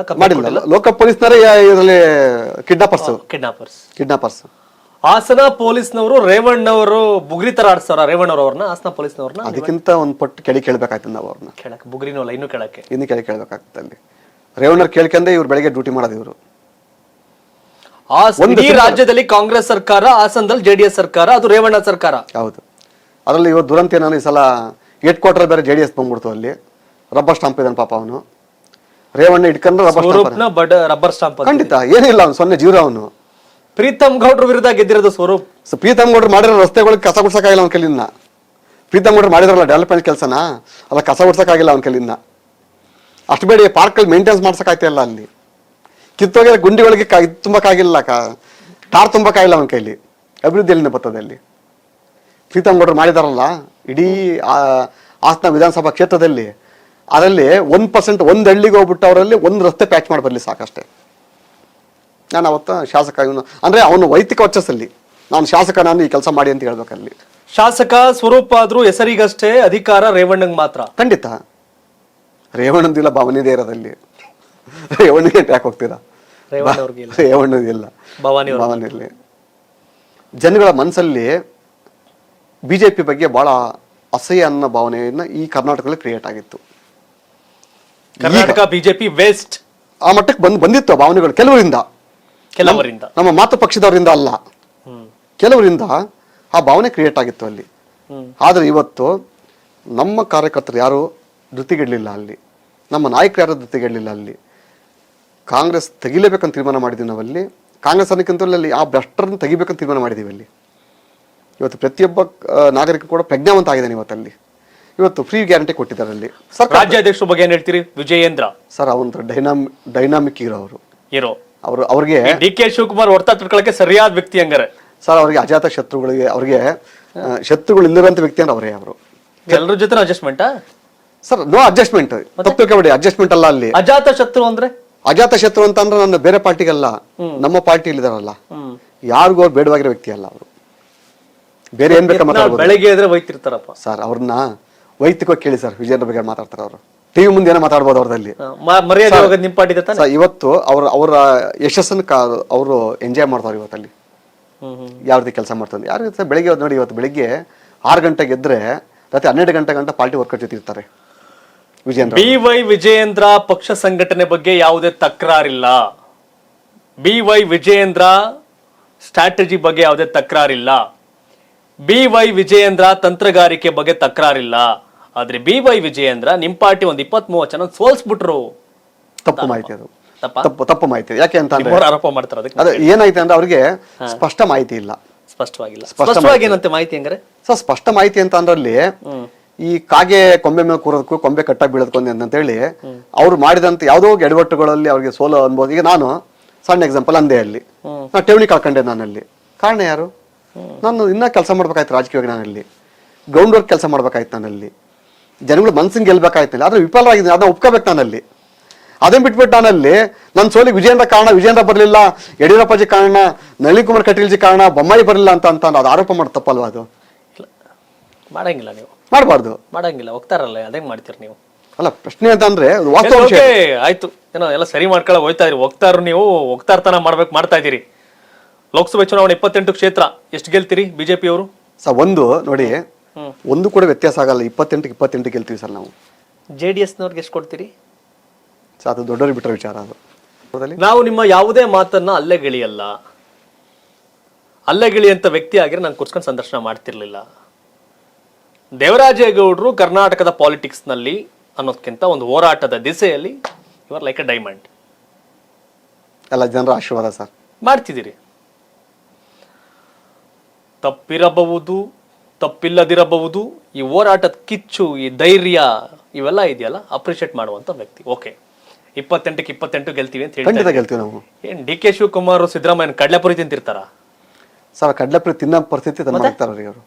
ಈಗ ಅವ್ರ ಜನಗಳಿಗೆ ಉತ್ತರ ಕೊಡ್ಲಿ ಸಾಕು. ಅವರು DCM CM ಸ್ಟ್ರಾಂಗ್ ಆಗವ್ರೆ. 28ರಲ್ಲಿ 28 ಗೆಲ್ಲಬೇಕು. ಎಲ್ಲಾ ಭಾಗ್ಯ ಕೊಟ್ಟು, ಹೆಣ್ಮಕ್ಳಿಗೆ ಫ್ರೀಯಾಗಿ ಓಡಾಡಕ್ ಕೊಟ್ಟು, ಆ ಹೆಣ್ಮಕ್ಳು ಏನಂತವ್ರು ಇವತ್ತು ಉಚಿತವಾಗಿ ಸರ್? ಯಾವ ಹೆಣ್ಮಕ್ಳು ಎಲ್ಲ ಕೊಟ್ಟು, ಸರ್ ಯಾವ ಹೆಣ್ಮಕ್ಳು ಎಲ್ಲಾ ಮಾಡ್ತಾವ್ರೆ. ಅವ್ರ ಜನ ಓಟ್ ಹಾಕ್ತಾ ಇರ್ತಾರ, ಹಾಕ್ತಾ ಇರ್ತಾರ. ಈಗ 3 ಎಕ್ಸ್ಪ್ರೆಷನ್ ಕೊಡ್ತೀನಿ ಸರ್. ಈಗ ಶಕ್ತಿ ಕೊಟ್ಟವ್ರೆ, ಶಕ್ತಿ ಯೋಜನೆ ಕೊಟ್ಟವ್ರೆ. ಯಾವ ಹೆಣ್ಮಕ್ಳು ಇನ್ ಟೈಮ್ ಅಲ್ಲಿ ಆ ಬಸ್ಸಲ್ಲಿ ಸೀಟರ್ ಕುಳಿತುಕೊಂಡಾಗಿರೋ ಒಬ್ರು ತೋರಿಸಿ. ನರಕನ ಖಾಲಿ ಹೋಯ್ತಾವೇನೋ ಸರ್? ಫುಲ್ ಖಾಲಿ ಹೋಯ್ತಾ ಇಲ್ಲ, ಫುಲ್ ಹೋಯ್ತಾವಲ್ಲಿ.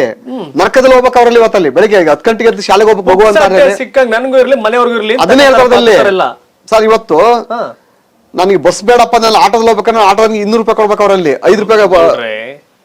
ಬಿಜೆಪಿಗರು ಈ ರೀತಿಯ ಮಾತ್ಗಳಾಡೆ ಅದ್ಗಡ್ಸ್ಕೊಂಡ್ರು. ಸನ್ಮಾನ್ಯ ಬಸವರಾಜ ಬೊಮ್ಮಾಯಿ ಒಂದು MLA ಗೆಲ್ಸ್ಕೊಳಕ್ಕಾಗಲಿಲ್ಲ ಎಕ್ಸ್ಟ್ರಾ. ನನ್ನ ಮಾತಿನಲ್ಲಿ ಏನ್ ತಪ್ಪಿದೆ? ಈಗ ಇವತ್ತು ಹೆಣ್ಮಕ್ಳು ಯೋಜನೆಗಳು ನಿಮ್ಗಿಷ್ಟ ಆಗದೆ ಇರಬಹುದು, ಹಂಗಾರೆ ಬಿಜೆಪಿ ಕಾರ್ಯಕರ್ತರು ಓಟ್ ಹಾಕ್ತಾರೆ, ಯಾರು ತಗತಿಲ್ವಾ? ಹಂಗಾರೆ ಫ್ರೀ ಓಡಾಡ್ತಿಲ್ವಾ ಸರ್? ಈಗ ಕೊಡ್ತಾರೆ ಬಿಜೆಪಿ ಓಟ್ ಹಾಕ್ತಾರೆ, ಯಾರು ಎಲೆಕ್ಟ್ರಿಸಿಟಿ ಬೇಡ ನಾವು ಫುಲ್ ಕಟ್ತೀವಿ ಅಂತ ಕಟ್ತಾವ್ರ ಇಲ್ವಲ್ಲ? ಒಂದ್ ವಿಚಾರ ನೋಡಿ, ನೀವು ಅವ್ರು ಯಾರು ಕಾಂಗ್ರೆಸ್ ಕೋಟ್ ಹಾಕ್ತಾ ಇರ್ತಾರ? ಇಲ್ಲಿ ಬಹಳ ಗಂಭೀರವಾದ ವಿಚಾರ ಅಂತ ಅಂದ್ರೆ, ಹಿಂದೆ ಅವ್ರ ಮನೆಗೆ 100-150 ರೂಪಾಯಿ ಕರೆಂಟ್ ಚಾರ್ಜ್ ಬರ್ತಾ ಇತ್ತು. ಓಕೆ, ಈಗ ಏನಾಗಿದೆ ಅಂತ ಅಂದ್ರೆ ಆ ಸರಾಸರಿ ಲೆಕ್ಕ ಹಾಕಿಬಿಟ್ರು ಅಲ್ಲಿ.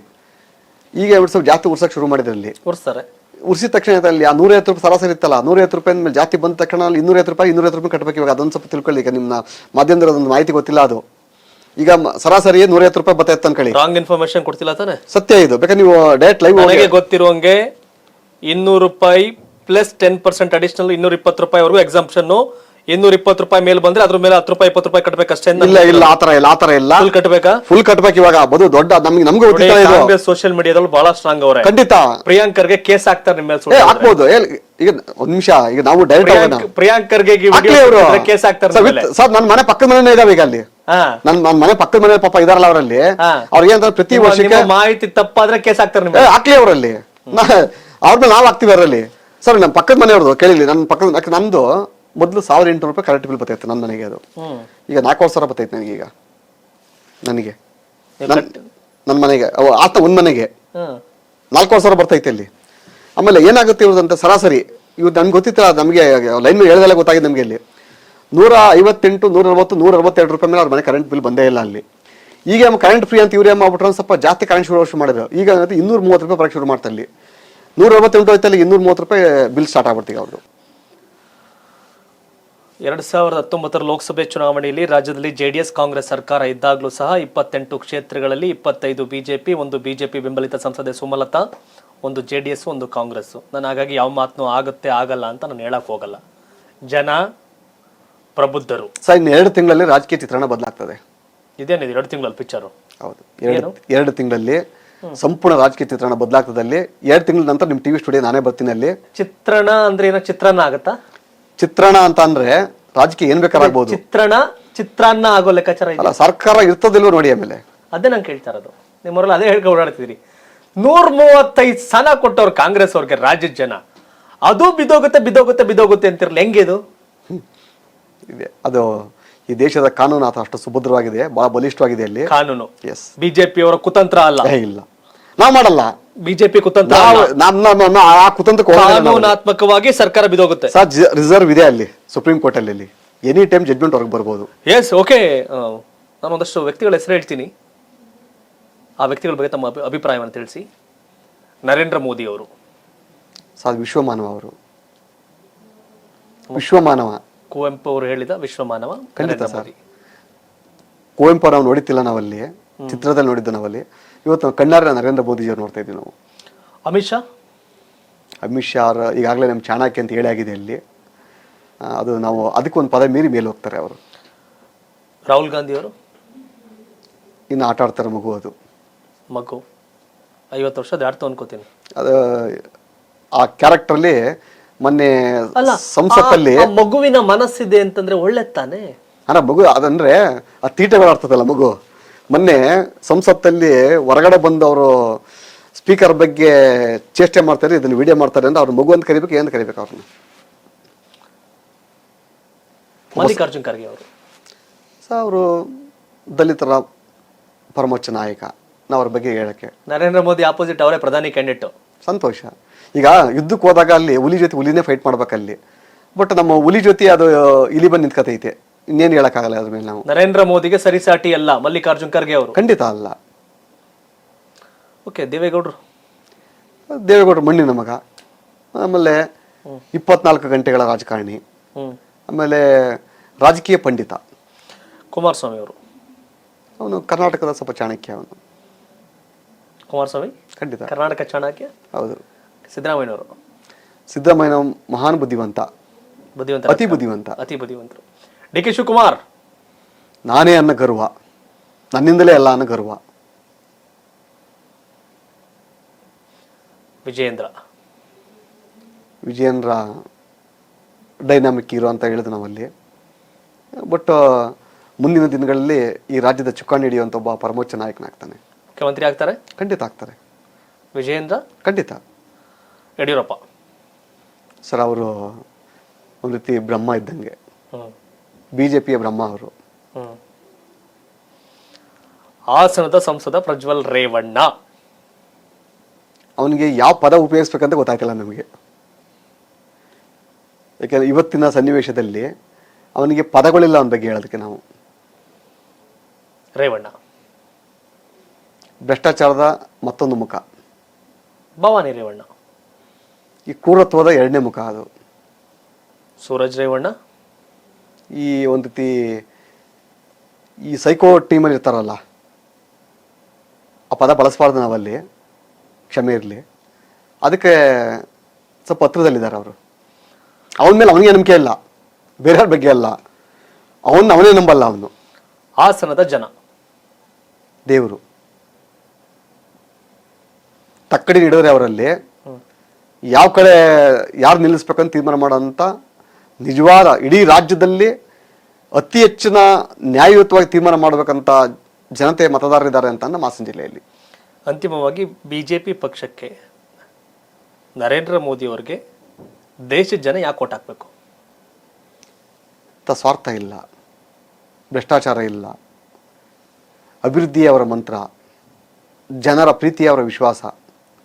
ಆಮೇಲೆ ನಾನು ನನ್ನಿಂದ ನನಗೋಸ್ಕರ ಇಲ್ಲ, ನಾನು ನನ್ನ ದೇಶ ನನ್ನ ಜನ, ಈ 3 ತತ್ವ ಸಿದ್ಧಾಂತಗಳನ್ನ ಅವ್ರ ಮೈಲಾಡಿಸ್ಕೊಂಡವ್ರೆ. ಹಾಗಾಗಿ ದೇಶದ ಜನ ಅವ್ರನ್ನ ಇಷ್ಟಪಡ್ತಾರೆ. ಮತ್ತು ಎರಡನೇದಾಗಿ ಅಖಂಡ ಭಾರತವನ್ನು ಮತ್ತೆ ನೋಡ್ಲಿಕ್ಕೆ ಅವಕಾಶ ಮಾಡಿಕೊಡ್ತಾರೆ. ಹಿಂದೂಸ್ತಾನ ಅಂತ ನಮಗೆ ಇಲ್ಲಿ ಹಿಂದುತ್ವಕ್ಕೆ ಭಾಳ ಬೆಲೆ ಇರುವಂಥ ಒಂದು ಜಾಗ. ಅದಲ್ಲಿ ಪವಿತ್ರವಾದ ಧರ್ಮನಲ್ಲಿ ನಮ್ಮ ಹಿಂದೂ ಧರ್ಮನ ಎತ್ತಿ ತೋರಿಸ್ತಾರೆ, ಇಡೀ ವಿಶ್ವಕ್ಕೆ ತೋರಿಸ್ತಾರಂಥವ್ರು ನರೇಂದ್ರ ಮೋದಿಜಿಯವರು.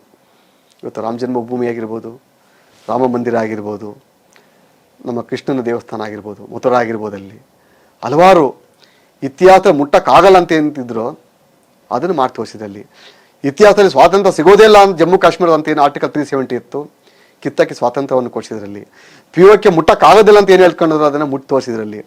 ಸ್ವದೇಶ ನಾವೆಲ್ಲ ಬೇರೆ ದೇಶಕ್ಕೆ ಕೊಟ್ಟು ನಾವು ಭಿಕ್ಷೆ ಬಿಡಬೇಕಾಯ್ತು. ನಮ್ಮ ಯಂತ್ರೋಪಕರಣಗಳನ್ನ ಯುದ್ಧ ವಿಮಾನಗಳಲ್ಲಿ ಸ್ವದೇಶದಲ್ಲಿ ನಿರ್ಮಾಣ ಮಾಡಿದಲ್ಲಿ, ಯುದ್ಧ ಹಡಗುಗಳನ್ನು ನಿರ್ಮಾಣ ಮಾಡಿದ್ರು ಸ್ವದೇಶದಲ್ಲಿ. ಇವತ್ತು ಒಂದು ರೀತಿ ಹೇಳ್ಬೇಕು ಅಂತ ಅಂದ್ರೆ ಸರ್ವ ಕಾರ್ಯಗಳ ಪಿತಾಮಹ ಅವರು ನರೇಂದ್ರ ಮೋದಿ. ಸೊ ಫೈನಲಿ ದೇವರಾಜೇಗೌಡರು ರಾಜ್ಯ ಜನಕ್ಕೆ ಏನು ಹೇಳ್ತೀರಿ? ರಾಜ್ಯದ ಜನತೆಗೆ ನಾವು ನಮ್ಮ ದೇಶ, ನಮ್ಮ ರಾಷ್ಟ್ರ, ನಮ್ಮ ಮೋದಿ, ಇದನ್ನ ನೀವು ಸ್ವೀಕಾರ ಮಾಡಿ ಅಂತ ನಾನು ಮನವಿ ಮಾಡ್ಕೊತೀನಿ. ಎಸ್ ಗೌಡ್ರೆ, ಬಹಳ ಬಿಸಿ. ಈ ನಡುವೆ ನಮ್ಮ ಸ್ಟುಡಿಯೋಗೆ ಬಂದ್ರಿ, ಬಹಳಷ್ಟು ಮಾತನಾಡಿದ್ರಿ. ದೇವರಾಜೇಗೌಡರು ಯಾರು, ಏನು, ಎತ್ತ ಅನ್ನೋದು ರಾಜ್ಯಕ್ಕೆ ಗೊತ್ತಾಯ್ತು ಬಿಕಾಸ್ ಆಫ್ ನಿಮ್ಮ ಹೋರಾಟ, ನಿಮ್ಮ ದಿಟ್ಟತನ, ನಿಮ್ಮ ಧೈರ್ಯ, ಡಬಲ್ ಗುಡ್ಗೆ ರಾಜಕಾರಣ ಮತ್ತೆ ಹೋರಾಟ. ಏನು ಯಾವ ಅದೇನೇ ಇರ್ಬೋದು, ಎಲ್ಲವೂ ಕೂಡ ಅಂತಿಮವಾಗಿ ನ್ಯಾಯಾಲಯದ ತೀರ್ಪು, ನ್ಯಾಯಾಲಯ ನ್ಯಾಯವನ್ನು ಕೊಡುತ್ತೆ, ಅಲ್ಲಿ ಇದಾಗುತ್ತೆ. ಆದರೆ ದೇವೇಗೌಡರ ಫ್ಯಾಮಿಲಿ ವಿರುದ್ಧ ಅಂತ ಹೇಳಲ್ಲ, ರೇವಣ್ಣ ಫ್ಯಾಮಿಲಿ ವಿರುದ್ಧ ತೊಡೆತಟ್ಟಿ 24 ಗಂಟೆ ಹೋರಾಟ ಕೊಡ್ತಾ ಇದ್ದೀರಿ, ಹೋರಾಟ ಮಾಡ್ತಾ ಇದ್ದೀರಿ ಕಾನೂನಾತ್ಮಕವಾಗಿ. ರಾಜಕೀಯ ಹೋರಾಟದಲ್ಲಿ ಸೋತಿದ್ದೀರಿ, ಕಾನೂನಾತ್ಮಕ ಹೋರಾಟದಲ್ಲಿ ಸೋಲು ಗೆಲುವನ್ನು ಕಂಡಿದ್ದೀರಿ. ನಿಮ್ಗೆ ಒಳ್ಳೇದಾಗ್ಲಿ. Thank you so much.